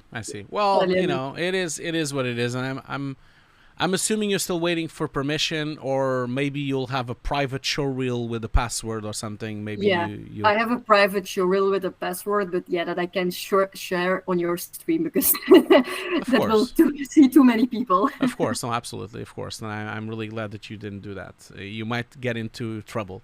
Yeah. So, how long have you been doing compositing, like since the first beginning, not just the work, but then since you've learned Nuke, and how long have you been doing these things? Well, actually, I've studied 3 years in the school DIA, Digital Arts and Entertainment, in Belgium, and there I studied for environment artists, so focusing on 3D. But then, my job in my internship, they guided me more towards compositing, so I had to learn compositing and Nuke all on my internship and on my job. Okay. So compositing I only have been doing during my job. I learned a little bit in school, like you see this one, but it was never in Nuke. Nuke is since 2.5 years. Okay, Before okay. we used After Effects and Fusion. Yeah, of course. Yeah, it makes sense. I mean, a lot of people start like that. I also started in After Effects as well. So so okay, cool. And of course that was a long time ago, but I because I've been using Nuke. I've only noticed the other day that I've been using Nuke for 20 years. And Dang. yeah, because I didn't even realize that. I need to do a stream about that. I didn't Yeah, realize congrats. that because I started using it in 2005. Wow. No, sorry, yeah, and so I'm not. Oh, wait a minute, 2005. So, yeah, it's been 20 20 years, years. and I'm like, oh, damn, that's not okay. So I didn't realize that until the other day. Yeah, because I've been using it since it was available to the public. So it's been a long time. So yeah, my After Effects years are well behind me. It was 20 years ago that I used After Effects. Okay, so let's go through shot by shot. So first of all, first shot you have here. This is from the school, as you mentioned. Tell me a little bit about this. Like, is this something you filmed? Is it a plate that they gave you? What's happening here? This is a plate they gave me. A teacher filmed this, and we had the assignment to remove some cars, and then we had to change the background, and we could do whatever we want with it. And I was a little bit like sort of Canadian road inspired, so high trees, mountains, and stuff like that. Okay, cool. Someone on the chat is asking which version was that I started with. That was Nuke 4.5. Just so people know, that was 4.5. It didn't have an interface. It was just the node graph. It was just the node graph, and everything was floating. Wow. Everything was just a floating windows. Just so everyone knows. Someday I'll open that. I have that version installed on an old computer. Yeah, I have it on a very, very, very old computer on a laptop over there. I have like that version installed. I don't know if it runs yet, but it maybe it still runs. I haven't touched the laptop in a long time. Okay, so you've mentioned that this was from the school, and I mean, there's a lot of work here. You did a lot of work here in terms of extending and putting the signs and putting the mountains on the back there and everything. It's really, really good. It's really good work. A big cleanup job as well that you've done here. So well done. Like Thank you. This is really nice. I think, go for it. Yeah. Yeah, sorry. I just wanted to say, like, that was thanks to Corona, actually, because this was during that period, and I had a lot of time. So I had a lot of fun doing this. Yeah. Well, I think a lot of people had a lot of time during that time, which was good. I mean, I'm looking at this and I think you did a great job. I don't really see many problems. I'm just like looking around, and which is always a good sign. If I'm just like trying to find things, that's always good. I think you did a really good job. I wanted to ask you, like, what's that there? Is that some buildings or something that is going on the side there? Is that like these lines or these like... What's going on To be here? honest, I think that's a bad mask. Oh, okay. Because you know what I mean? Like, it looks like one of these castles, or looks like it's some kind of building that was there. Oh, you lost an opportunity to tell me, that's an old castle I put in there. Well, it's very nice that you think it's a castle. Let's go for that. Yeah, but okay. So if it's a lost mile, you know what I mean? It's like, it looks like there's some kind of building on the distance, which didn't really make sense. Why would you put it there unless you would have had a next shot after, and then you would have seen it or something. So that's the thing. There's also like right at the end here, I just noticed another thing here. There's like some kind of like ghosting masking thing going on here on this side here. So you have like a leftover of some tree that was there. And the other thing as well, especially on the left side here, I feel like you have a little bit of a outline going on around the top of the trees there. So there's some kind of slightly bad edge going on here, especially on the left side, which I think you could do. And I think in general for the shot, like, this is such a murky and gloomy day, you could have like really put a little bit more light wrapping, a little bit more diffusing coming through from the sky to the top of the trees. I think that could have helped a lot the shot, you know. And then from another point of view, when I look at the plate itself, so for example, when I look here, you can kind of see that there is, I don't know what this is, but it kind of looks like there's some kind of light coming through somewhere that is lighting up the top of this highway on the top there. And when you comped in everything else, especially if I go to the end here, I think it shouldn't be here, because there's nothing that makes sense for it to still be right there, because it looks like it actually, you did a really good job of cleaning that up, and it kind of looks like it's a hill and it's going to go down. And so if it's a hill and it's going to go down, this should have been cleaned up as well and not this bright. Yeah, so I think that's something that I think would, it could, you're right, Mikhail. Mikhail on the chat on YouTube is saying trees lit from left, sun is on. It could be the sun that was there. It could be that. Could might as well be that. I mean, it's a very different lighting anyway that you went through. So one thing I would say is that it kind of looks a bit funky. The paint over that you've made here. You had such a lovely grass thing going on here, so detailed and so much stuff there. I'm not sure. This kind of looks like it's a bit repeated and a bit cloned. It looks a bit funky. It looks a bit funny. But these are things that you just start noticing if you start looking too much to the shot. I think overall, I think you did a really good job, and I think as a matte painter and extension, this shot, I think it's really just those things. It's this entire side here. I feel like you could do a better job with the cleanup and the rebuilding of the grass there, and then that white edge there, and of course then the castle that shouldn't be there, the tree that is extra, and these edges here.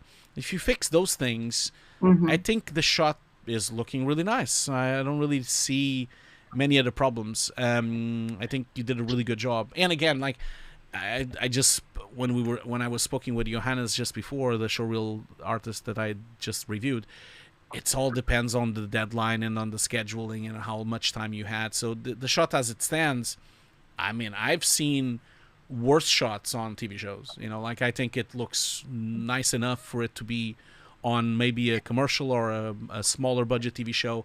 I think if it was for a film or for a high budget thing, you probably should have fixed these things, you know, like, because we see mistakes all the time on shows and on films, mostly because they probably ran out of time when they were doing the shots, you know. So yeah. So if you can still fix it, cool. I don't know if you still have the files or if you can still even do it, but I still have the files. They're old and in Fusion or in After Effects even. I don't remember, but I can for sure check. Yeah, well, I mean, what a great opportunity for you to do this entire shot again in Nuke. Yeah, look at that. True. So that is the best way to really like capitalize on that. Okay, so let's move on to the next shot. And let's move on to the next shot, which is this one. Tell me a little bit about this. So this is for a film. Again, the PAC, the company that you work for. And tell me a little bit about it. So yeah, this was a sort of set extension that I had to do. So I had to comp in some random buildings in the middle of the scene and also in the background. Okay. Indeed for a movie. So I had to 3D track, I think, because it's moving all the way around. The shot is even way longer. It pans all the way out, but that's not. Yeah, it was not interesting to show. But like when you see the wipe, it goes very quickly. But you see that also in the middle are some buildings are added. Yeah, I see. And so this is a 3D track. So you had a full solve of the scene. Then was it solved all by CG, or is this parts of matte painting as well? How did you solve that? This is matte painting. They took, because it's like, how was it in Palestine or Israel, filmed, I don't know, somewhere there, and they really shot some buildings with photographs, and I had to matte paint them out and place them in. I see. I see. And also, yeah, skylines they photographed, and I had to place the skylines. This is actually, yeah, my paint, all of them placed on cards. I see. Okay, well, first of all, this has been this film is out already, isn't it? Sorry? This film has been released and out, right? Yes. Yeah. Yes. So, like there is, of course, I'm going to give you some notes, but obviously it's been delivered already. The film is already out. I will tell you some notes, but I have no idea of the stresses or the scheduling or the amount of time you had to do the shot. I'm just going to assume the feedback I'm going to give you is if I assume you had a lot of time, that's what I would assume, because I do see a few things, but I never want to judge very harsh films and projects that have been delivered, because I don't know what happened in the production. It's very hard for me to judge something that doesn't look good if I wasn't there. Productions always have problems in feedback and scheduling, and sometimes you ran out of time. Sometimes the feedback is not very good, or sometimes decisions are made that are out of your control. So you don't need to say anything, but I'm just like mentioning you that everything that I'm going to say could be fixed, but maybe it didn't have to be, or there was no budget to do it. The first thing I would say is, overall, I think you did a good job, but there is something strange going on, where maybe this is part of the grade, but it is a different grade on the final comp. Is that something that they asked you to do, or was it because you're wiping to the final graded shot? Yeah, I'm wiping to the final graded shot. Okay, I see. So, because at the moment, I kind of feel that your buildings that you put in, especially the one that is the biggest offender for me is this one here. I kind of feel that the black levels are slightly off, and also the blur levels are slightly off. When I look at everything around it, it almost looks to me like the motion blur or the depth of field on that building is slightly off compared to the things that are around it. But it's a very, very slight, minute thing, and especially is happening from this side of the building. Now, I'm not entirely sure if it is because the building itself, the cement of the things are giving me the illusion that looks like that. But when I look at it first glance, it kind of looks like there's something funky going on with the blur of that shot. Could be that the building itself is kind of like, sometimes cement is smudged, and it kind of looks like it's a smudged thing, but maybe it is like that. So it's hard to tell. But I do think you did a good job. But I just feel that there's something strange in terms of the sharpness of that building compared to the buildings around it. So if you look at, for example, let me just go to the wipe here. Where's the wipe? The wipe is here. So you see, this is a very harsh sunlight, very sharp building complex that is going on here. And around the same depth area, you have this building, which is almost on the same plane, really. And notice how this is so much sharper and so much harsher in terms of lighting. And then your building is slightly too blurred, and it doesn't really have the sharp shadows that building has. So there's a slight disconnect between that. I think this one should be sharper, and it should have harsher shadows, and then it would have probably fitted in a bit better. That's what I would say on that specific complex. Now, for the rest, I think your buildings on the back there, the ones you've put in, for example, that's quite nice. I know the building was very bright on sun. I do think you did a good job with that. The ones on the back here, I feel that there's something going on where you kind of see that there is also quite a lot of sharp edges on the very back there. But as I put in your matte painting, I think you went too soft. I think the layer on the back there, it's too blurry, and it's not really connecting very well with the connecting buildings here, and then of course the mountain behind. So that is again also a little small mismatch. But this is very small stuff. I don't don't be dissuaded by it or upset by it, or I feel like these are really, really tiny things. And again, I'm saying this, I'm going very deep into your shot and showing you things. take it. I hope you look at it as constructive feedback and don't really get upset by it. No, I find it super interesting to hear all the small details. Like now what I'm seeing, like, oh, that's where people notice things on, and like, oh, wow, that's interesting. I didn't notice, and now you're pointing it out. I'm like, now I'm seeing it as well. Yeah. So I find it super interesting.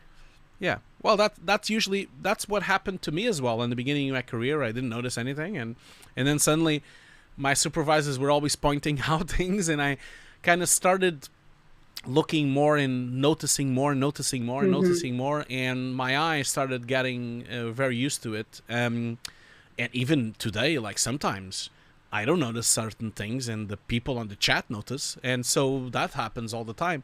We have a really lovely chat, and they are always pointing things out as well. Sometimes they're wrong, but sometimes they're right. But this is a really well-achieved shot. You did a lot of transformation on this shot. It's really impressive, the amount of work that was done and put in here. There's so many buildings and so many replacements. Must have been a tough thing to track as well. Oh, it was terrible. There was also a big lens distortion. Yeah. So it was not easy. Yeah. Okay, so I'm just like looking through it.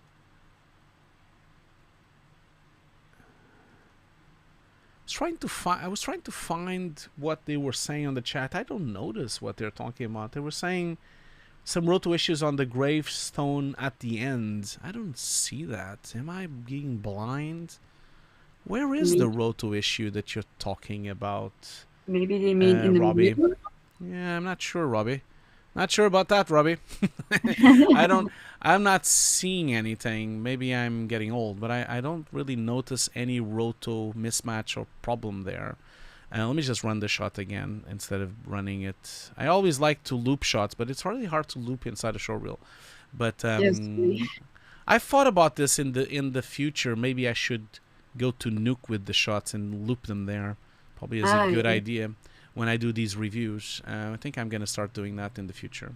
Yeah, I don't really see much more. I think, again, like I said, I think it's the sharpness level and the blur level that certain buildings have in comparison to the surrounding buildings, and especially happening on mainly this building and the back there, all the back. I think, but I think you did a great job. So well done. Okay, so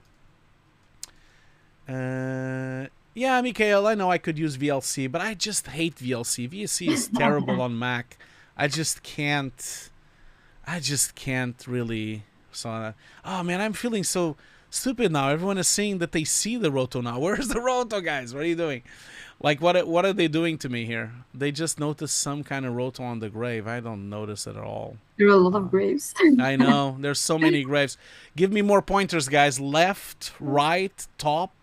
Where? White concrete. Yes. Which grave? They say it's a cut. Okay. Oh, is that it? Maybe that's it. What? Yeah, maybe it's this here. Isn't it this thing here? You can kind of see that this thing here, maybe it's not, but oh, maybe that is not a cut. Oh, it's because there's something behind it. Okay. You see that? That there's something funky going on here where this thing is moving. Yeah. I'm not sure if that's what they mean. Yeah, I'm not sure, but it is. If it's not that, then I noticed something else. So the more you look at the shot, the more you notice.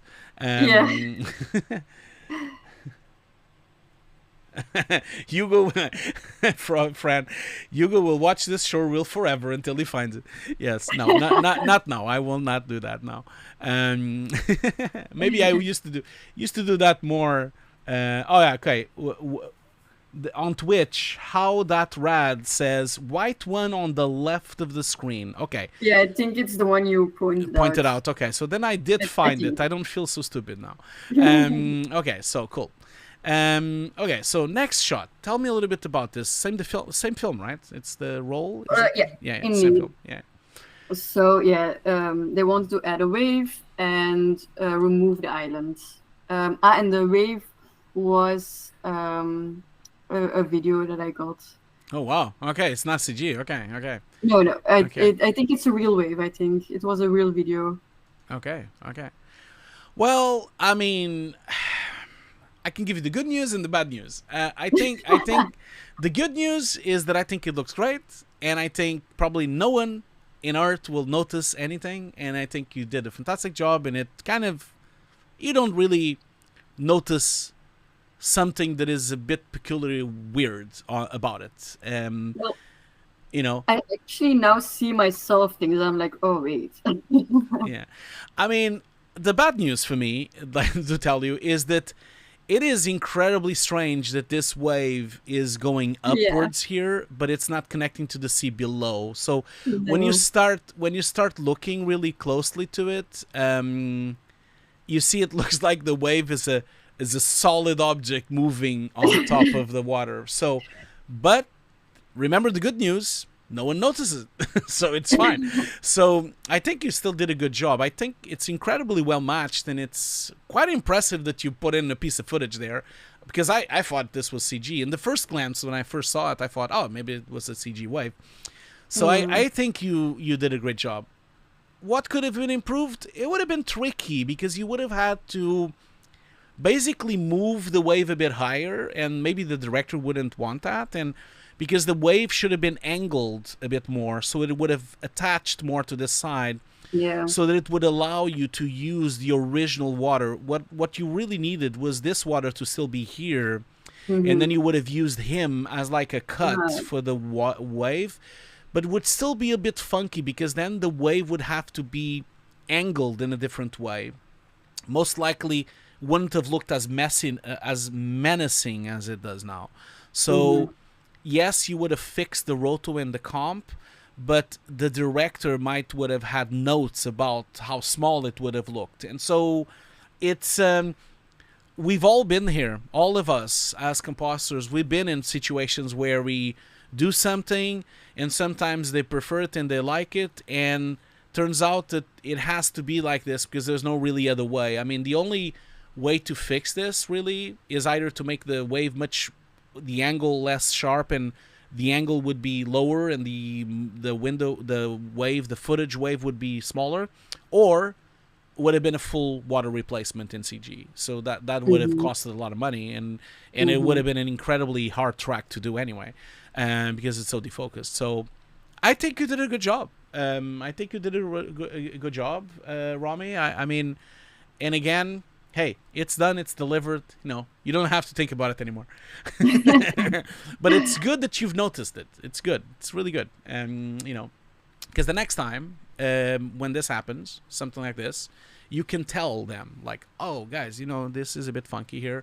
Could we try something about this? And hey, maybe they will say, it's fine. And then you can't do anything about it, or they will say, well, what else can we try? And then you could give them some options and show them, okay, if I angle the wave like this or do that, and it's almost like this angle here would have had to be a straighter angle so that this would have connected more or been hidden more by this dude. But overall, like when you first glanced at it, looks great.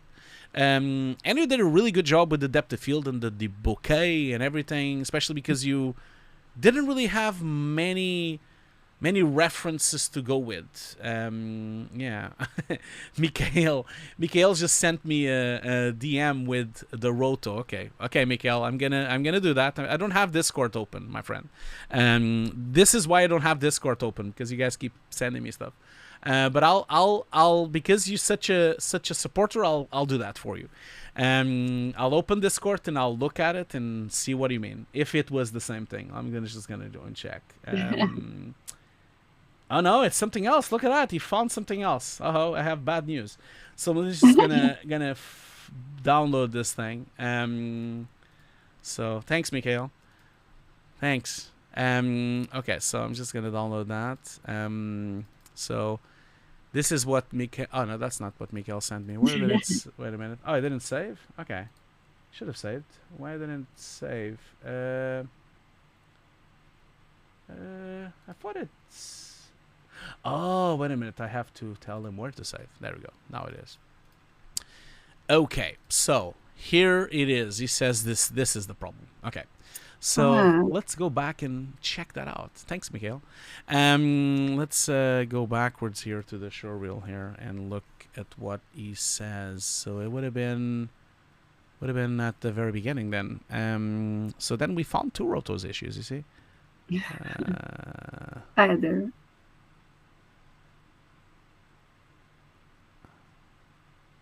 Yeah. Now I saw it. Oh, Yeah, it's right at the edge there. That's the cut. Yeah. That's the cut. I see. Yeah, that's the one here. Oops. Okay, cool. Well, we found two now. Great. Thanks, Mikhail. Okay, let's move on. So the water dude, like I said, and then of course the thing you did, like the island, great job. I think you did a really good job with cleaning it up, and kind of looks like it's the normal ocean line there, and think you did a good job there, for sure. You know. Thanks. Okay, tell me a little bit about this Arcadia Season 2. Yeah, so I got an CG layer from the building and I had to integrate it on top. Okay, cool. So they gave you a complete. So that the top there is a complete replicant CG. Yeah. It's really well made. Wow, the 3D artist is very good. Like this is Yes, really good. and shit. Like this is very well made. Damn. If anything, the only thing I would say is that if I was the 3D artist doing that, I would have put more furniture inside, just like the floor below has. I would have put more stuff inside the building and a bit more broke up. But you know, if you ran as at a time, it can't really do that. But this is really good CG. So, or maybe it's really good compositing. Maybe that's it. So, okay. So, yeah. Oh, you don't have a breakdown. Okay. I don't know. I will, yeah. Well, just a wipe. Yeah. I see what you mean. Yeah. So, okay, cool. I mean, I don't really have much to say. It looks really good. I mean, you did a great job with the black levels are really matched. I mean, you have the perfect reference. So I mean, if you didn't do a good job, I would have been really worried. So yeah, I think you did a really good job with the whites and the blacks, and it looks exactly the same. I mean, it's obviously that it's much more full differential, the one on the bottom, and the one on the top is slightly angled, so it doesn't really, and the height is slightly smaller, but that's probably the architectural thing anyway. If anything, the only thing I would say is that from a reflection point of view is that you get all this whitish kind of reflective thing going on here, which I kind of miss on this side. I kind of think this should have matched more. Yeah. And the same goes for here. As you see all this white reflection, well, these are the, I guess this is this a reflection or is it no, it's a reflection. Yeah. So that's the reflection limiter there from the building, which I think it could have been more intense here as well, so it would have matched. So the blue is kind of missing on this. You see, that blue should have been there as well, and that white blue should have been there as well. And then the rest. This is quite nice that it looks. The shadow looks really nice, and the light coming through this opening is really nice as well. So you did a really good job on all these parts. I think it's really just the overall thickness of the glass. The whole glass has a bit more blue, a bit more white, and it's a bit thicker in terms of atmosphere, which is kind of missing on the top one that you made there. I think it's Some Gazi on YouTube is saying the top floor is copy or 3D. I don't get it. It's 3D. So yeah, I don't get it. Why do you mean you don't get it? You know, maybe this was what the architect wish you would have done. But in the left. It's actually good that he doesn't get it. Exactly. Yeah. I mean, it's actually a much nicer building like this as well. So, although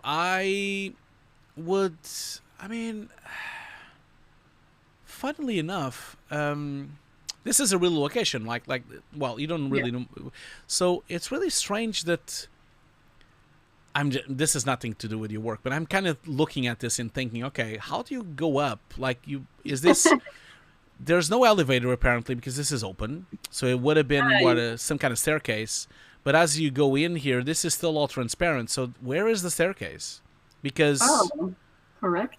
Because first of all, maybe there should have been a staircase going up here, or maybe this is an elevator, but then that's open too. And so where the elevator would be, I don't know. And then in here, you can't go through. Well, sorry, actually, no elevator. There's no passage here, and there's no passage here. So the only place to go through the second floor would be through this area.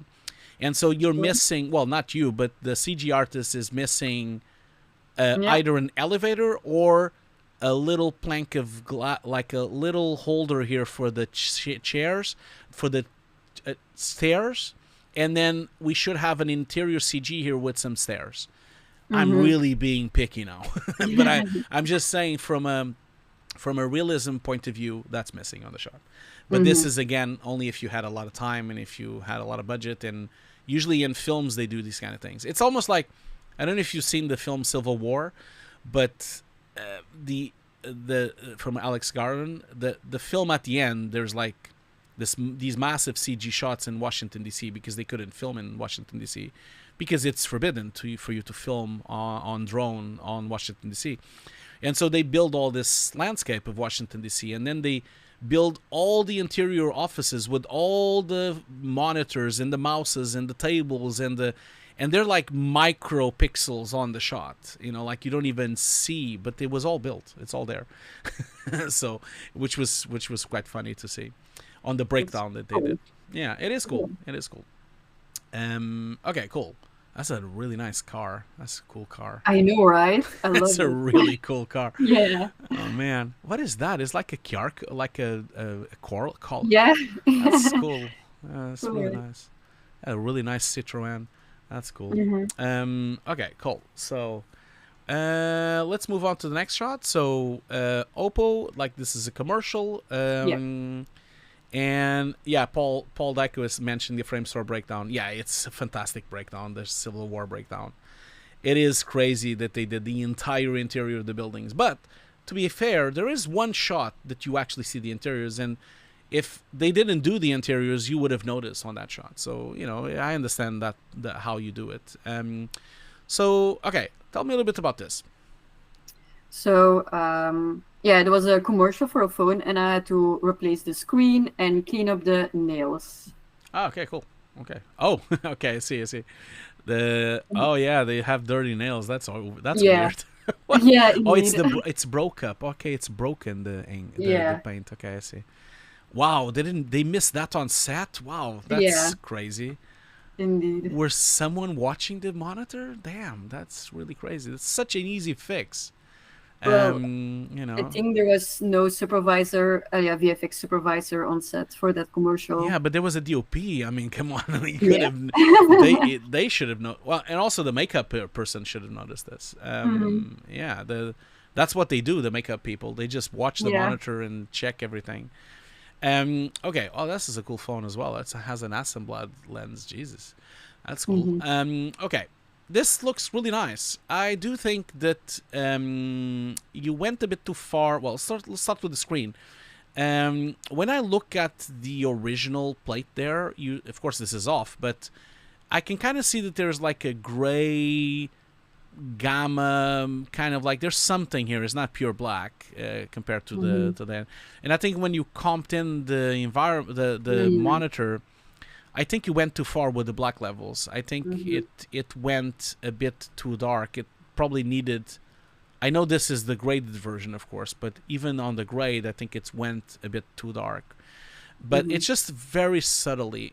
You did a fantastic job with the reflection, and this is all part of the plate, right? Or did you construct it, or this reflection?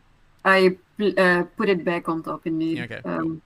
Yeah, you did a great job. This is, and also I think the motion blur and the rack focus looking great. Now, would I believe that this image would be so high quality?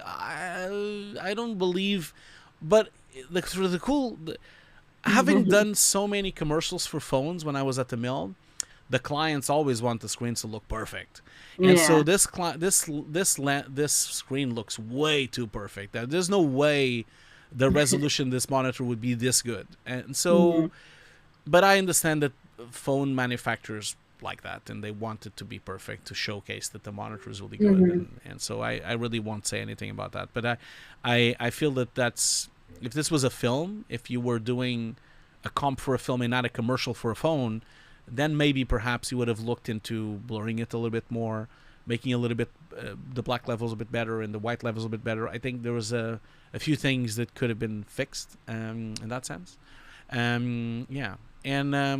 Is this one of these folding phones? It is, isn't it? Yeah, yeah, it is. But where is the... Oh, wait a minute. That's not the fold. The fold is the interior. This is just the outer thing, isn't it? There's like a second monitor on the bottom. Okay, I see. Someone on the chat, Mikael, is saying the aspect ratio is compressed on the screen vertically. I don't think it is. I don't really see any compression. This is a monitor, so I don't know. There is a slight... the track is slightly off, like just a few pixels off. You see that when he's like if I go frame by frame, you can kind of see, the 15, 30 here, they are here, and then they kind of bounce ever so slightly, especially when you're moving it a bit faster. You kind of see that it's just slightly off at the end here. It's not moving with the phone correctly, but it's very subtle. And you can kind of notice that when you start looking at his edge here, where the edge is black there and it's kind of beveled, and then as he goes in, it's beveled there, and then it's not beveled there, and then it's beveled again, but it's less beveled than the beginning. So I think that's the little slight slides that you have on the track. What kind of track did you do here? Is this 4-point track, or is it what tracking did you do? I don't remember. Okay. Was it Nuke or was it After Effects as well? Nuke. For sure, Nuke. Everything that you see from now on is Nuke. Okay. Mikael has an issue with Assemblad being on a phone. Well, yeah, it is weird. I didn't even knew the Assemblad had lenses in phones. I had no idea. So I had never really seen a phone from there. Okay, cool. Well, next up, we have this TV show. Tell us a little bit about this. Here I had to integrate an explosion, and this was, I think, footage. Footage from an explosion? The explosion is made in Houdini. Yeah. Oh, I see. Yeah. Well, it's not really an explosion. It's the aftermath of the explosion, because we don't see it explode. Yeah. No. Yeah. It needs. Yeah. So it's like just the smoke or the after the explosion. I think you did a good job. Like, it looks good. The lighting direction is correct. Looking at the buildings behind, the blur levels look good. The fog levels look. I think it looks quite nice, actually. Good job. I really don't really have much to say. That must have been tricky to put all that grass on top and building all that front there, because because you couldn't really rebuild. That would have been a really tricky row. But you did a good job on kind of inventing what the foreground here would have been, which is nice, and also darkening that section here with this interior of shadow, and it's really well done. Okay, cool. Now, this dude here, what's going on here? Here I had to integrate some muzzle flashes and some, how is it called again? The bullets? The cartridges. Yeah, the cartridges coming out. So the cartridges, is that CG or is it like just comp that you've put in? I don't remember. think comp. Sometimes it's hard. I think the bullets are comp, but the muzzle flash is also Houdini. I see. Okay, cool. Okay, so first things first. Again, I have some good news. I think it looks good, but I also have some bad news. I think, starting from the stuff that looks really good, I think the the casings, the bullet casings coming flying through, they look great. And motion blur, really blurry. It's really hard to catch these kind of bullets anyway. I think it's really nice, the little highlight that they have as well. That's looking really good. Now, I feel that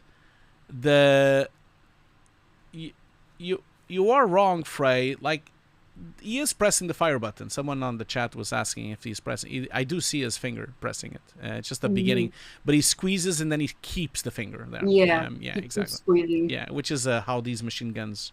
Not that I know, but at least that's what I've learned from films. Now, the muzzle flash looks really nice, but I really don't buy the lighting interaction, because I think that you did a good job with him, like the face, but there's missing so many light interaction from here. Like, if you had such a big muzzle flash here, we would have had a rim light on the front of the gun here. You would have had a rim light over there as well. You would have a little smile rim light there. You would definitely have a rim light on the side of the arm here, on the hand.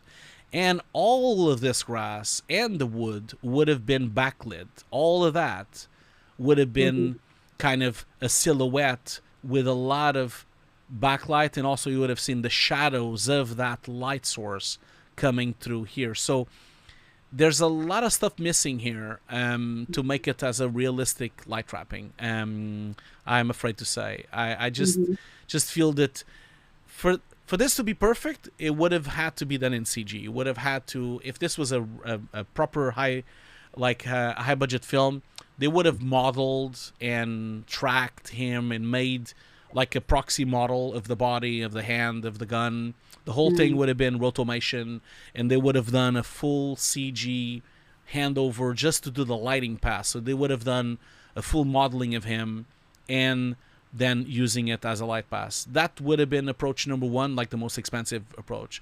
Approach number two, semi-expensive. You could probably recreate some UV passes from ConfUI or machine learning or Cattery. You could have probably tried to build a UV pass and then maybe build a light pass that would have worked with the position pass and tried to do with fake lighting and Nuke and try to build that up. That would have been a slightly expensive way.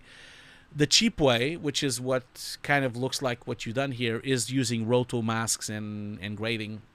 And that's always tricky because you're missing so many elements that should have been lit. If you fire something this bright, you would have definitely seen it on all these things.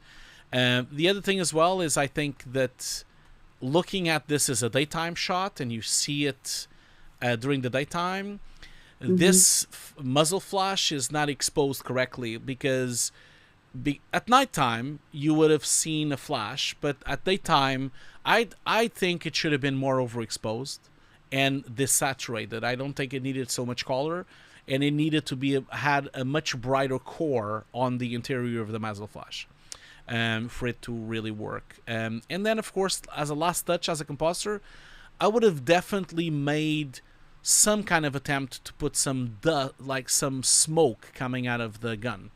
Because usually when these looks like an AK-47 or at least an adapted one, you would have seen smoke coming out of the barrel. You would have seen leftover black, dark, gray smoke coming out of it. And also you would have seen some sparking coming out of it as well. Just a micro frame before and the micro frame after, you would have seen a little bit the lines of sparks, and you would have seen a little bit of leftover smoke that would have come out of the chamber. So those things are kind of there. And then, Mikhail is even adding more things here. The grass should have moved as well because it's just there and the wind of the gun would have blown it up. But, Ronnie, don't despair. Like, this has been delivered. It's been broadcasted, I'm sure. Again, it all has to do with how much time you have to do something. All of the stuff I've just discussed and that we all said on the chat and that I said requires a gigantic amount of time. It requires a lot of work to do all of this. And so most muzzle flashes on films and TV have this problem. Like I don't think, very rarely I see good enough integration of muzzle flashes. Funnily enough, like on this magazine, the before and afters, I was mentioning that before when we were before the screen. It talks about the Penguin, and it's really nice. On the Penguin, they've kind of solved this. They built these guns that they're like completely regular guns, but then on the top they have LED lights on the tip, and they are synchronized with the lighting rig of the cameras, and they basically made them do the muzzle flashlight interaction by having a real light on the gun tip with LEDs. Now they even went further, and so that means that when they put in the muzzle flash, the light was already there, so the compositors only had to put the muzzle flash. Now they had so they only had to comp in the muzzle flash because the light was already there because of the LED. And of course the compositor had to clean up the LED pointer. They had to clean up that. Now there was another problem because of that, because of the rolling shutter of the digital cameras. So the light muzzle flash on set from those LEDs was being cut by the rolling shutter of the camera. And they even did something cool. They've made a system where the rolling shutter was synchronized with the lights by some kind of magic. I don't know how they did it, but it's like synchronized by time code to a frame accurate. And so the muzzle flash lighting that they had on those guns on the TV show, The Penguin, do not have rolling shutter, and it's really great. You guys should read the article on the before and afters or get the magazine. It's a fantastic breakdown, and this entire thing is a breakdown on video as well. If you go to YouTube, you can find more about this. It's really nice to see. Yeah, and you're right. Key sign phenomenon here on YouTube is saying Zack Snyder did the same thing with the Army of the Dead. That is correct. On an episode of the VFX Notes podcast, like the first episode, we talked about that because we covered Army of the Dead at the time. It was already 3 years ago that we started the show, but I can believe time flies. But yeah, so I think this is, unfortunately, I hope you don't get the wrong way. I think this is your like less achieved shot that you have on your showreel. If I was you, I would maybe remove it. I don't think it's good enough because it's missing so many of the things on the shot, and it doesn't look as good as everything else you have here. Okay, next up. Tell me a little bit about this. Yeah, I had to extend the buildings, add a sign on the right building, and I think that's it's the same TV show, isn't it? Yeah. Yeah, it's but the season 1. Season 1, okay. Yeah, you did a great job here. Like, I see the building integration looks nice. Extension building there. Is this a combination of matte painting and extension you've done? Yeah. Or did you get some CG as well, or how was that? The only CG that I got is the sign, sort of Arcadia sign that is on the right building. And then I got some pictures, and I think it's also the right one is a picture, and I think the left one is the same building that I copied and make it all from that one building. Okay, I see. Okay, well, first things, on the building on the back, I think all of this is great on this side. You did a great job. It's really strange that you are not cutting on the same frame, though, by the way, on the breakdown. Would have been really nice if it was the same frame, because then it would have been easier for me to spot things. But this is really good. This is all looking really good. I think the back there is really looking really good, and I think you did a relatively good job putting back the tree back. I don't see anyone complaining about that. I mean, obviously there's a lot more tree here, but there's a big building, so it would have kind of disappeared through the building anyway. That's all good. This side, though, it's really strange that the builder of this building decided to make this window raw. Like, it's really strange that this window is that, and then the window is slightly off to the left. It's very peculiar. You need to kind of be careful, because it kind of looks to me like this is not straight, this one. And also, it is very strange that the window has a small window there, and then has a big window, and then it has a small window.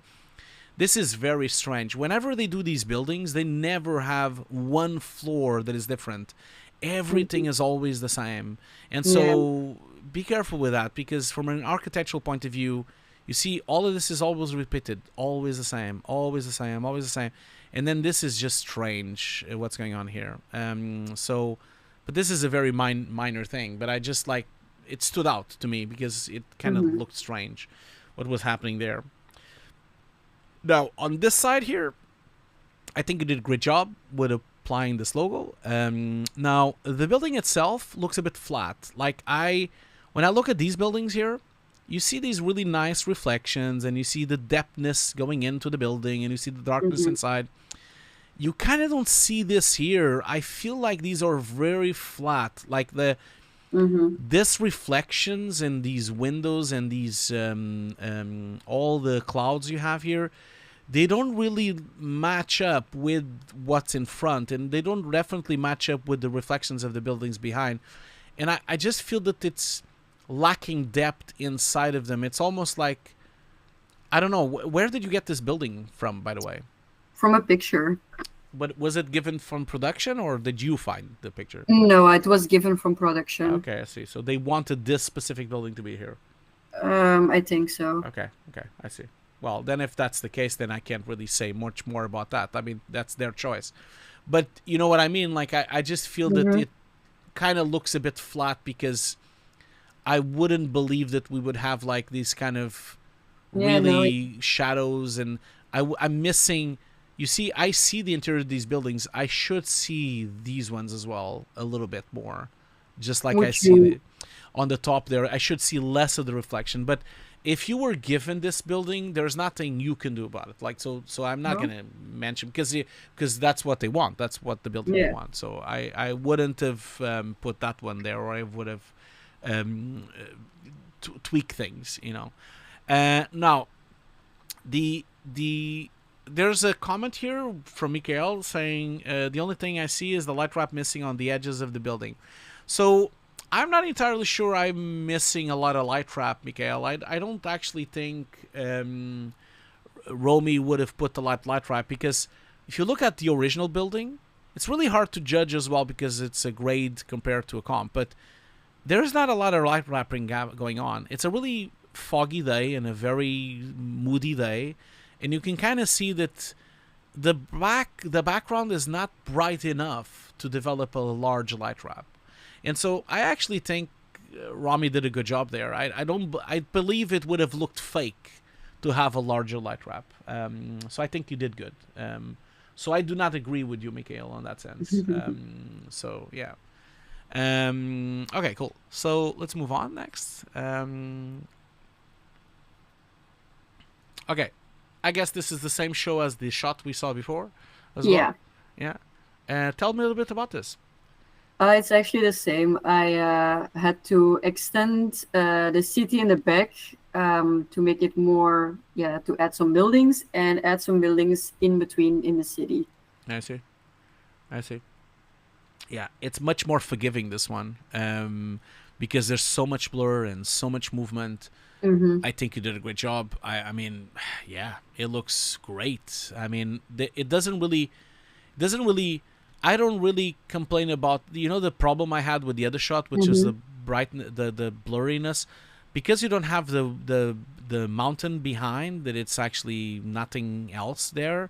It doesn't really bother me anymore on this shot. And also, there's so much motion blur, so much movement. I think you did a great job. Now, the thing I am going to do is I'm going to just make sure everything here. So I'm just going to do what I'm usually do when I look at these shots. I'm just going to go frame by frame and just like look at if your rotoscoping is kind of like off. But I don't think it is. Otherwise, I would have noticed already from just looking. But I think you did a great job rotoscoping the little bits that you needed when the buildings are coming in. So, yeah. It's a really nice shot. It's a very difficult shot. Yeah. It was also a much longer shot So then he completely moves to the right, and there are also buildings and the goats. It was a Yeah. lot. Yeah, there's a lot of changes on the building. You have all these color corrections and all these white buildings that are not white anymore, and No, indeed. yeah. Cool.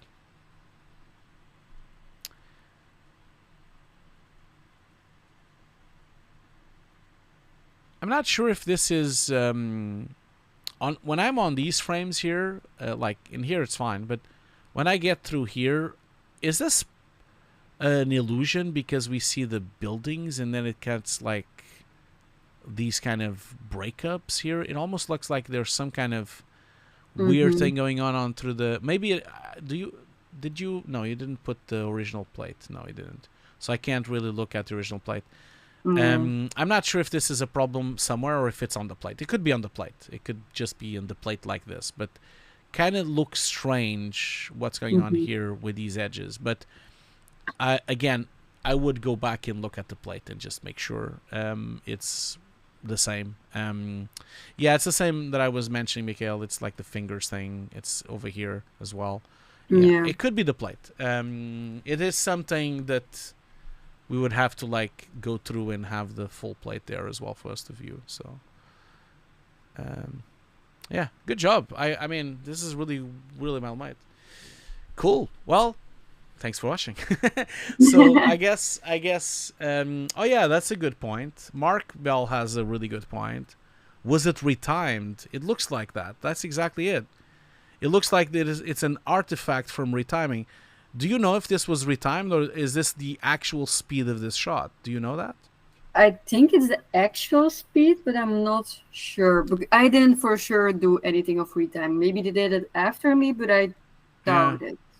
Yeah, I mean, well, sometimes, unfortunately, we get plates that have been retimed before us, and so we get the plate already affected. But I think Mark Bell has a point. It kind of looks like an artifact of retiming. It could be. Yeah. If that's the case in the past, like when I'm doing that, when I'm dealing with retiming from an editor, I just go back and just check if it is the case, and then if it is artifact, I just like rebuild from using the frame before and the frame after, or rebuilding from the original plate and try to like get back some of the detail back there, you know. But yeah, well done. Like this is a nice showreel. You have some really good work here, Romy. And you were mentioning that you still have more work, don't you? Yeah. Yeah. So, wait, are you ever gonna get it, or you don't? You're not feeling? You're feeling positive you're gonna get some of it? Oh yeah, no, I already got it. I just have to wait with publishing, and that will be June. Okay, cool. Well, if that's the case, like I would advise you to start as soon as you can, remove the school stuff and just have only production in your showreel. This is a nice shot, so you could stick with it for a bit longer if you want to, because you only have 55 seconds anyway, so you could still go all the way to a minute and a half. But the more production stuff you have, the less school stuff you should have. And I don't believe you should start with school stuff. I think you should start with the production. Yeah. In my demo reel, it's more in the middle and it's not in the beginning. Yeah. Good. That's good. Yeah, I mean, I can't wait to see your new showreel. I mean, be sure to come back at some point and show us again, and I would love to see it. And I think I would love to see an updated version. I think all the shots look really good. You saw that there was like small nitpicks here and there. The only shot that I really think it requires a lot of work for it to really work is this one. And so if you're not going to build it again, I think you can replace it with something else that you have, you know? Yeah. So, cool. I've been wondering, like, I don't know if you know, but like when you send your reel to recruiters and to companies, maybe not the recruiters, but the other compositors or supervisors, do they really watch in depth like that, like you did now? They do not. No, they do not. So I, what I'm doing here would be here's the thing, Rami. It depends on the supervisor in the company. I am very thorough, and so when I work in companies, when I was the head of compositing at the mill, I did this on every interview. And because it was the mill, I mean, it was a high standard company. It had to be perfect. And then when I did showreel reviews at Fire.Smoke, or when I did showreel reviews at Sony or at Rebellion, on all the places that I've seen showreels when I worked in companies, and even on my own company now, I uphold a really high standard, and so I go very deeply into shots, and I know supervisors that do that as well. I also know supervisors that are much more blasé and they look at things much more faster, and they just look at first glance and that's it. So depends on what kind of supervisors you'll get. If you get a more thorough person like me, then yes, you might get an interview that could last some time. Now, consider that this will always be a much more detailed review, because I'm giving you a lot of time. I'm giving you an hour. We're talking through everything, and I'm trying to help you build the showreel so that you don't have to have these issues, so that you don't have to, so that they don't see anything. You know, that's the whole point of the Honest Showreel Review. So I would say that always think that the recruiters are not artists, and so the first line of people watching your showreel are people that do not work in VFX, and so they will most likely, if they look at this showreel, they will move it forward into the chain because it looks fine. And for people that are not compositors or VFX artists or supervisors, they think this looks great, and so they will see it, because the recruitment people have some guidelines, and they've talked with supervisors, and the supervisors have told them what they're looking for on showreels. And so they would have had a list, we need X amount of shots of roto, X amount of shots of keying.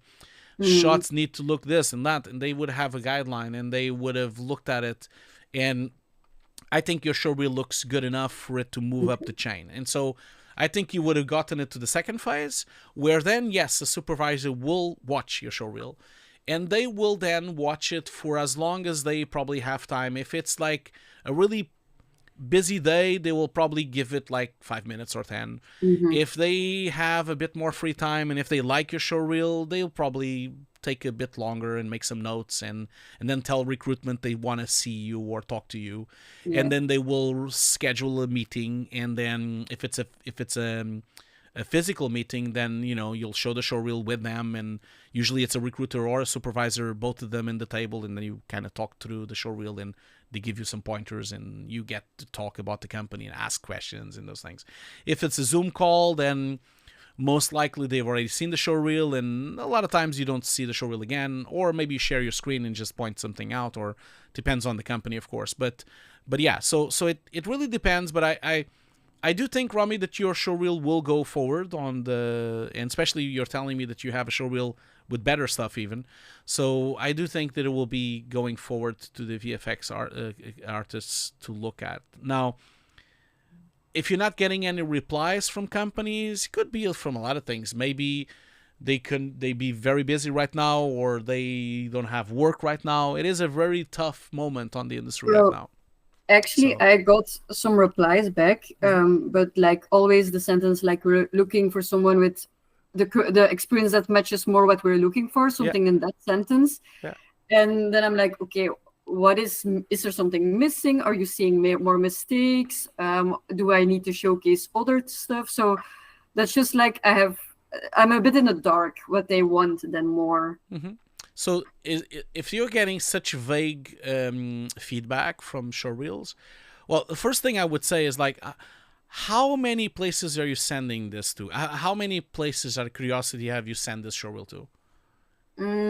Not that super many, because it takes a lot of time, but maybe 10 places. Okay, and how many replies did you get? Half of them, I think. Half of them. 5. Okay, well, that's really good. That's really good that they get it. They're even bothering you to reply to you, which is good. First of all, I would advise you to send it to a lot of more places. I think you should send it to hundreds of places, and then you might get 10% reply.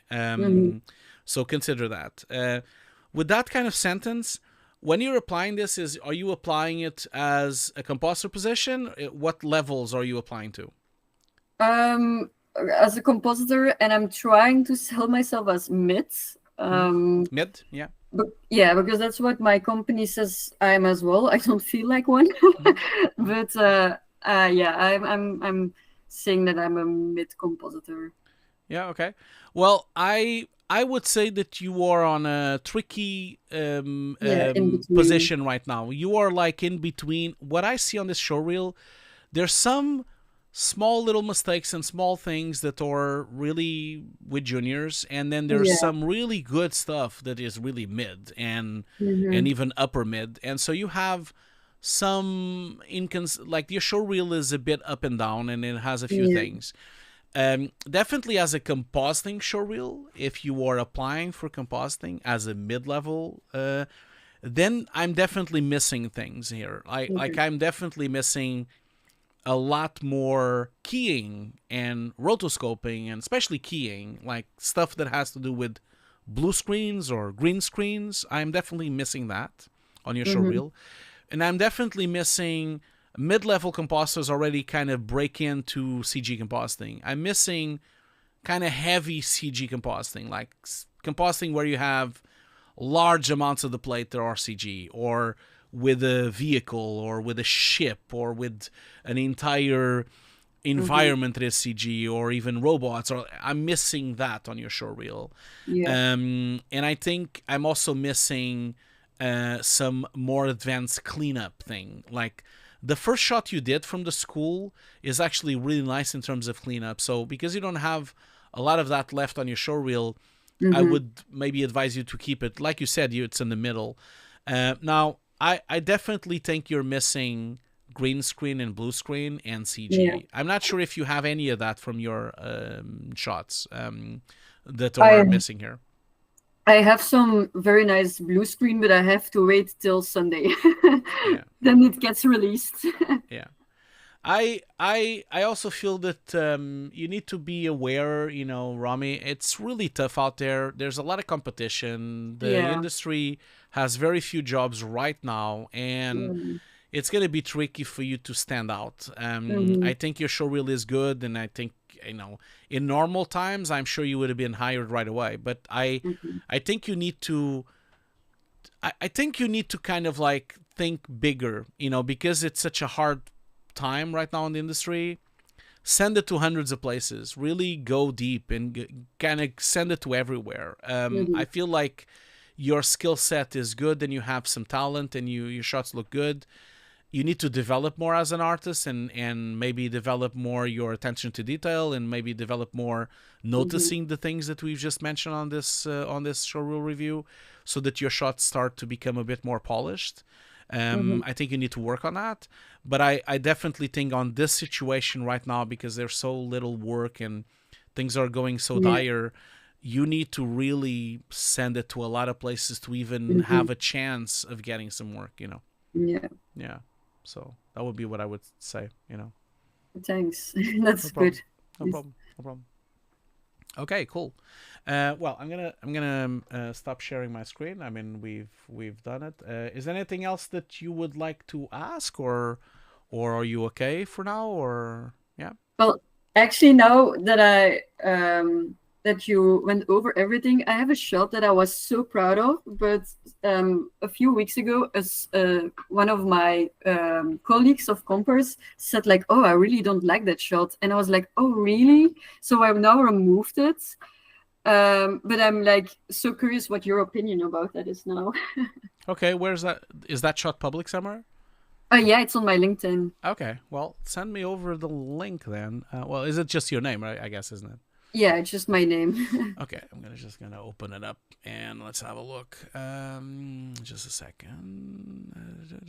New window. You don't have to go in depth. I'm just because you already gave me so much time. I'm super grateful for that. But now I'm just really curious if you hate it as well. It's not a problem. We can do that. We don't have any more reels today. So I'm gonna share my screen anyway. Sorry, I think is it down the stream? Let's just double check. I think the stream just had a little glitch and it was down for just yeah, it's back now. Okay, so if I just put Romy Cools, I will find you, I guess, isn't it? I hope so. Okay, so I'm the yellow one, yeah. It's that one. Okay, cool. Yeah.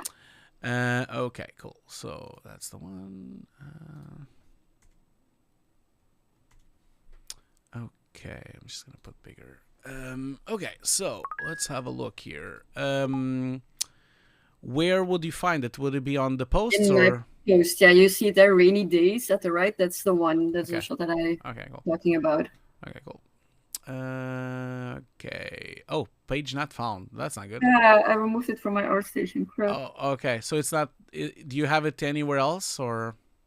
I can put it back live again very quickly. Yeah, if you could, like just a few minutes, you know, you can put it back again. You can remove it again after if you want to. Just so I can see it. I'm not curious about it, you know. So. Oh, you follow the Portuguese tutorial. I guess that's what you're saying here. Yeah, indeed. That's interesting. Is that from a Portuguese person or let me just double how? I'm Portuguese, that's why I'm curious. Yeah, it was in Portuguese, so I couldn't understand it. I'm Portuguese, that's why I'm curious. Oh, there's a Portuguese dude here. Okay. It's Brazilian. He's Brazilian. Okay. It's live again. Yeah, it's the same language, of course. But okay, is it live now? Yeah, okay, it's cool. live. Okay, cool.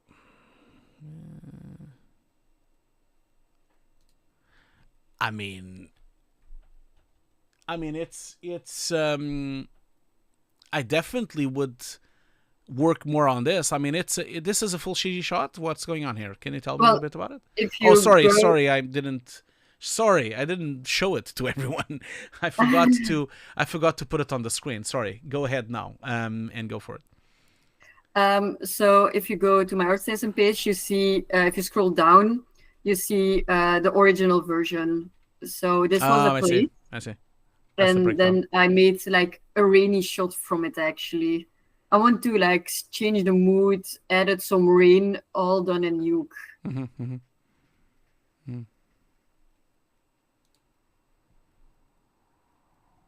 I mean, I would. Why is this cut here? Yeah, that's so weird. What's going on here? Why is it like suddenly like?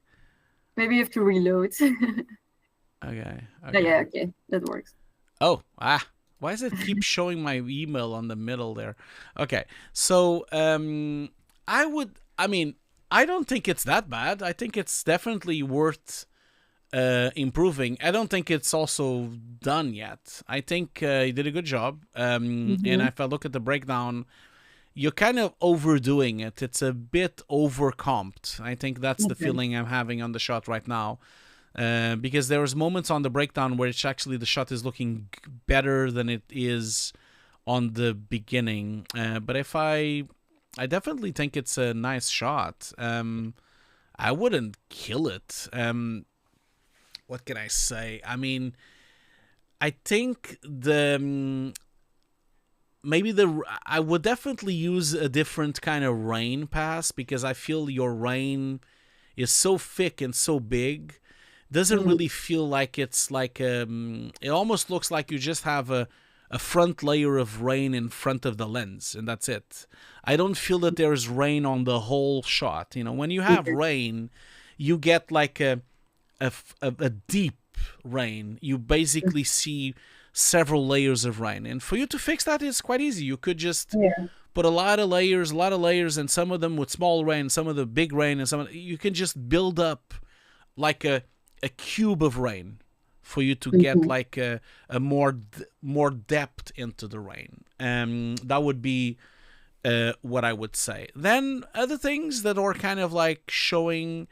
When you look at the original, you see how much bright light you have on the windows because it's like a super cloudy day, a super bright day, and so you basically are missing removing that, because you see you've left all that brightness, but it's a really dark day now, and so all the glass here on the window, and let me just see if I can stop it over there, all this shouldn't be here, or at least it should be darker, because that's a much darker floor. So you probably want to roto mat and do some soft mask and just remove the brightness on these things and just make it this side darker and that side darker. It would make it look a bit better. Now let's go back to the breakdown, to the original shot. Really like what you've done with the floor. That's really nice. All this this stuff here with the water, that's cool. Yeah. My colleague was really saying about on the left tire now, there is also sort of like a sort of puddle on the floor that I made. And he was like, what is that? I don't see it. I was like, but that's a puddle. Yeah. And he was like, yeah, I don't see it. So I don't know if you have a problem with that, or... Well, the problem, you're talking about this big one here? Yeah. Yeah, the problem is, yes, it is really well achieved, and it's a great idea to have it there, but now you've caused yourself a problem. Okay. Because now I need this water to move. Like if a car would have moved over all of this, you would have rippled all this reflection. It's like the car starts going into the puddle right there. Like the puddle is huge. It goes from here. It's not a puddle. It's like a river of water. And so as the water would go through, should have seen ripples going through it. And this entire thing, the reflections, would have been visible, but then it would have just become more and more and more invisible, because you would have gotten the pulse effect of all of the ripples coming through, and so the reflection would have been completely displaced at some point. That would have been a really nice touch if you would put that there. Like, you would be like, oh wow, that looks great. So that would have been a really nice touch if you would have put the rippling of the water. And also, I do believe that you should probably put some water flying through the tires here, because it should also kind of affect the water on the floor. So yeah, so maybe try to put that in. I think that would be a great touch. By the way, this says the pack. Is that also from a TV? This shot is from a TV show or something? Well, yeah, it's a shot from also the TV series Arcadia, but it was my personal project to use that shot to comp it in a rainy shot, because I really love that shot, and I was like, oh, I want to do something with it. Oh, you mean this shot actually exists, but it exists as it is. Okay, I see. So yeah, that's the shot. Like yeah, that's the shot, yeah. And you asked them for the shot. Okay, I see what you mean. Yeah. Yeah. It's I think that you can definitely get this to work with the ripples. I think the biggest offender is the rain. I think the rain needs to be a lot thicker and more pronounced. And then you need to be careful with not just the glass, but also the entire reflection on the car needs to darken. Notice how the original car is super bright because it's a bright environment. But then look, you comped it in and you left it almost intact. It's too bright. It's almost like that's why the car looks fake, because the car looks like it's the same car as it was before, but because you should have darkened. You should have first of all darkened or comped some noise into these sides, so that all of this would have looked like like the sky that you have there. And then also other problems you have here is you can see that the horizon here with this kind of grass that you have here, you're developing a really nasty white edge around it. You have like this halo effect going on here. You kind of need to like wrap that up and make it darker because the sky is darker. So yeah, I mean, I think it's a cool shot. I just feel the rain really like not only the rain needs like depthness, but also you're missing like the interaction of the rain. Why is the rain not being lit up by the lights? Like that's also missing. Because whenever you see a car with headlights, you actually see the rain droplets being with rim lights on them, because they would be brightened up. And this is really easy to do. You can just like do an invisible mask, like an invisible mask like that, like a pyramid shape, and then basically use that to brighten up the highlights of the rain on those moments. That's also another thing I would say, that if you've done all this job with all the rain, and you've done the job of putting the lights, and you've done all this job, you definitely could make the shot darker. I think you could go all the way and make it a little bit darker and even more moody and more stormy. You know, that could be nice if you do that. You know. So, yeah. So yeah, I really feel that this is a good shot, but there's these three things would improve, like the amount of rain, the puddle. It would really improve the shot. Okay. But I don't think you should not have. I think you should keep it public. It's a nice shot. Come on, it's not that bad. I look at it and I think it's a really nice shot. So with those kind of things that you could tweak, would have looked better. But I definitely one thing I just noticed. This is moving the reflection. Why is that? Why is the reflection moving? You need to kind of be careful with that. Yeah. Is that because it's been moving on the track or something? Like, you need to, because that should be static. It shouldn't really move. Yeah. So. Yeah, I have to check that. Yeah. I think you should keep it. People on the chat were saying as well. It's a nice shot, and you should definitely improve it. It has a potential of being one of your best shots. Okay, good to know. But you just need to do it. Better job on it, but I think because it showcases, wow, this is really a lot of work. Like, it's just like a really complex shot. So yeah. Well, anyway, like people want to check out Romy's work. Here's the link. I'll put it on the chat because I wasn't sharing my screen when people saw the ArtStation thing.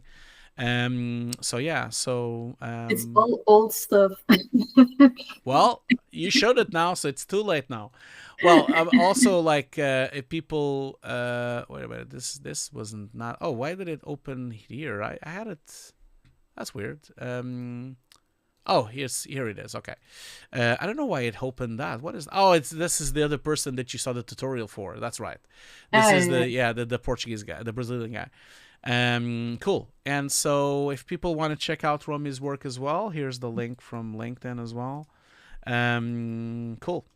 Excellent. So I will stop sharing my screen unless you have other shots. Not for that. It's okay. It's already. I'm super happy. Super thank you. Cool. Okay, cool. Well, I hope you can return someday and bring some more shots and show it as well. Like, I would love to see the improved showreel or the development of this showreel. Yeah, and I hope this was helpful, and yeah. A lot. Thank you so much. No problem. You can always watch it again. It's going to be on YouTube.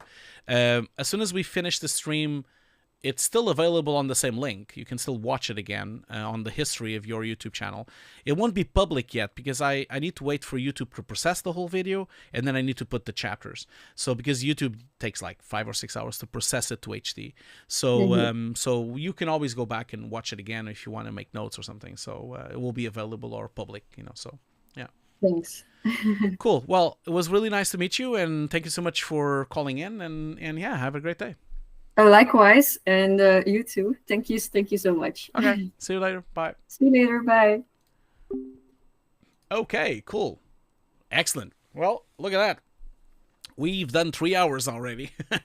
These were two big showreel reviews that we did today. So I really wanted to thank Romy and Johannes for showing up today and showing the showreels and their work. It was really great. I thought these showreel reviews were fantastic. I really enjoyed doing them. Really enjoy doing this with you guys all. And I think we got a lot of nice pointers and a lot of nice tips and tricks from these showreel reviews. Well done, everyone. And can't thank enough to Frey Yoshi and also to Brian, also Sajel and Paul and Paul Dyko and Mikael and everyone, and Gazi, everyone on the chat, and also How That's Rad. So many people join into the conversation today during the chat, and it's really nice. Thank you so much for that. And as I mentioned, we're gonna do the giveaway now before we go and wrap up this stream for the week. One last chance for you to be part of the giveaway. I'm going to put it on the chat again. Again, thank you so much for all the help. Don't forget that you can support my channel on YouTube as a member. You can support it as a Patreon. You can also support the VFX Notes podcast as a Patreon as well.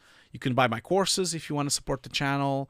Feel free to reach out if you need anything. And as I mentioned before, the next reviews and the next things that we are going to be doing is sorry, not that. This, no, not that. It's sorry, I did a mistake there. That's what I want to show. The next reviews will be on the 14th of April and the 21st of April. I've already shared the links, but if you want to submit, if you want to book yourself a slot, the links are on the description of this stream. Actually, I have links on all the streams. They have the booking link and it has the Dropbox link for you to drop the thing as well. Also, the call-in show as well will return, not next week, but the week after as well. And of course, now we are going to do the giveaway. So I'll do the giveaway now, and then we wrap up this stream. The stream will be available as a recording as well, of course, once YouTube processes. I would love to thank the 500 plus people that watched it on YouTube and the 100 people that almost 175 people that watched it on Twitch. So we had almost 600 people coming in and out today during this stream. Really can't thank you enough for all this support and all this help.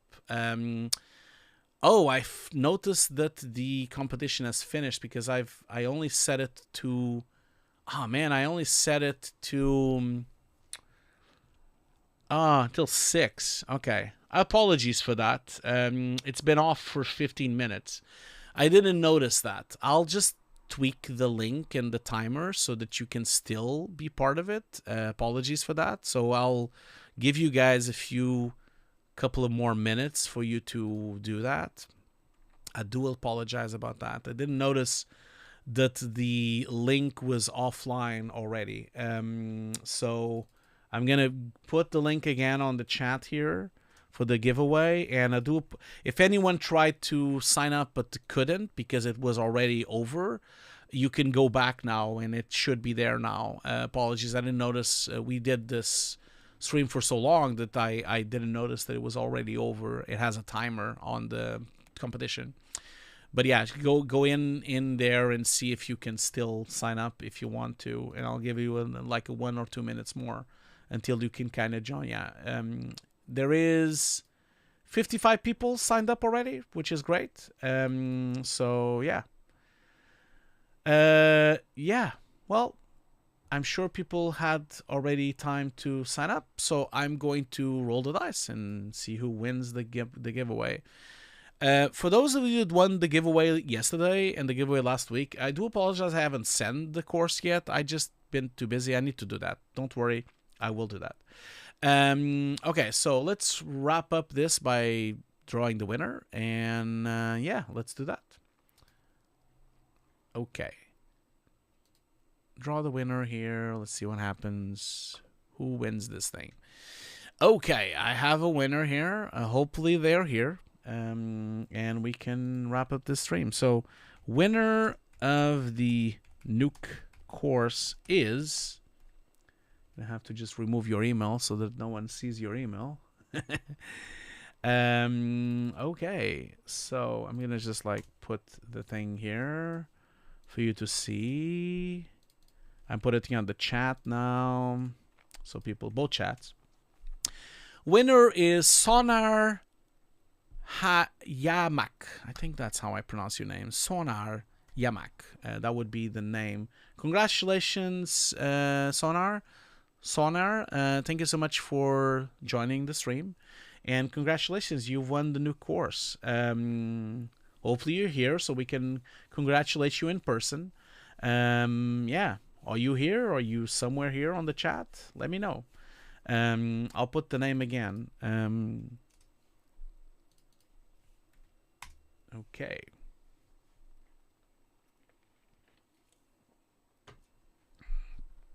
Congratulations. Are you here? Are you here? congrats Ijale. Is that the other name they have or something? Is that why? Doesn't seem like they are here. At least I don't see them. Are they here? Come on. Come on. If not, I'll just roll the dice again. That's not a problem. And let me just do that again. I don't believe they're here. Oh, thank you so much, Brian. Thank you so much for the support. Much appreciated. It's really nice of you. And also, thank you so much for coming back to the stream. That's great. Okay, I'll just roll the dice again because I don't believe Sonar is here. So I'll roll the dice again and see what happens. Let's see here. Winners. I am tired. I need to stop and stop the stream. I am feeling pretty tired. So let's see if maybe they are here. Winner of the Nuke course is okay, so how do I write this?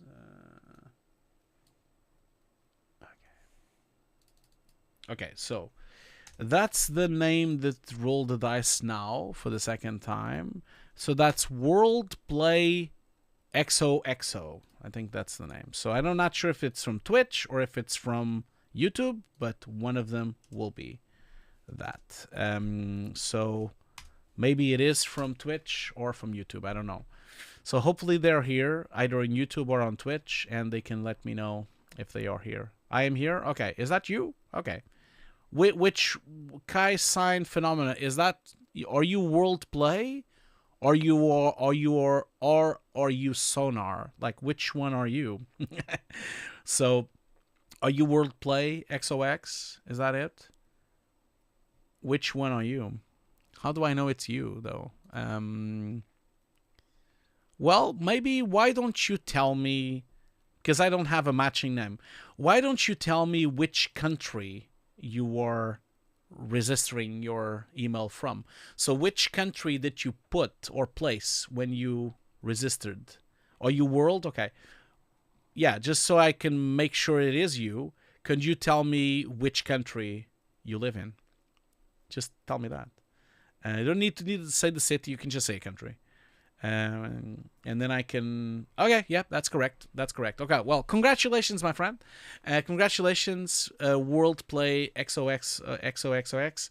And congratulations for winning the course. I will be contacting you soon. And yeah, well, again, I can't thank enough for all the 600 and something people that watched today the stream. Really very kind of you. Don't forget that next week, because of work, I cannot do streams, but I will be coming back with a vengeance the week after. So the week after, on Monday, we have a stream, and then on Thursday, we have another stream. So we have 2 streams the week after to make up for that. So don't forget, we have a stream on the 14th of April, which is the Showreel Reviews. And then we have another stream on the 17th, which is the call-in radio show. So we have 2 streams on that week, on the 14th and 17th. And also, look up for my streams on gaming as well. As I mentioned that yesterday, I am going to start playing some games on another channel. Because I used to do them on the main channel, but I got a lot of complaints. A lot of people complaining that they were getting notifications from all the streams, because I play almost every day. And so they were complaining that they were getting constant notifications of me playing games. And so some of them were unsubscribing because of that. So I've decided to do a second channel. Well, I already had this second channel, but I'm going to use that channel to exclusively play games. And so that way, no one that doesn't want to gets notification for that. Because then if you wouldn't want to play, really want to watch my gameplay, then you can just subscribe to just that channel. So yeah, that's the new channel. It's not a new channel. It's a channel where I used to do the Twitch streams. But that channel called Hugo's Desk Gaming will be the channel where I will very soon start streaming. The game I'm playing right now is Returnal, which is an amazing game, but it's the most difficult game I've ever played in my life. So it is driving me nuts, I can tell you that. Okay, well, have a great day, everyone.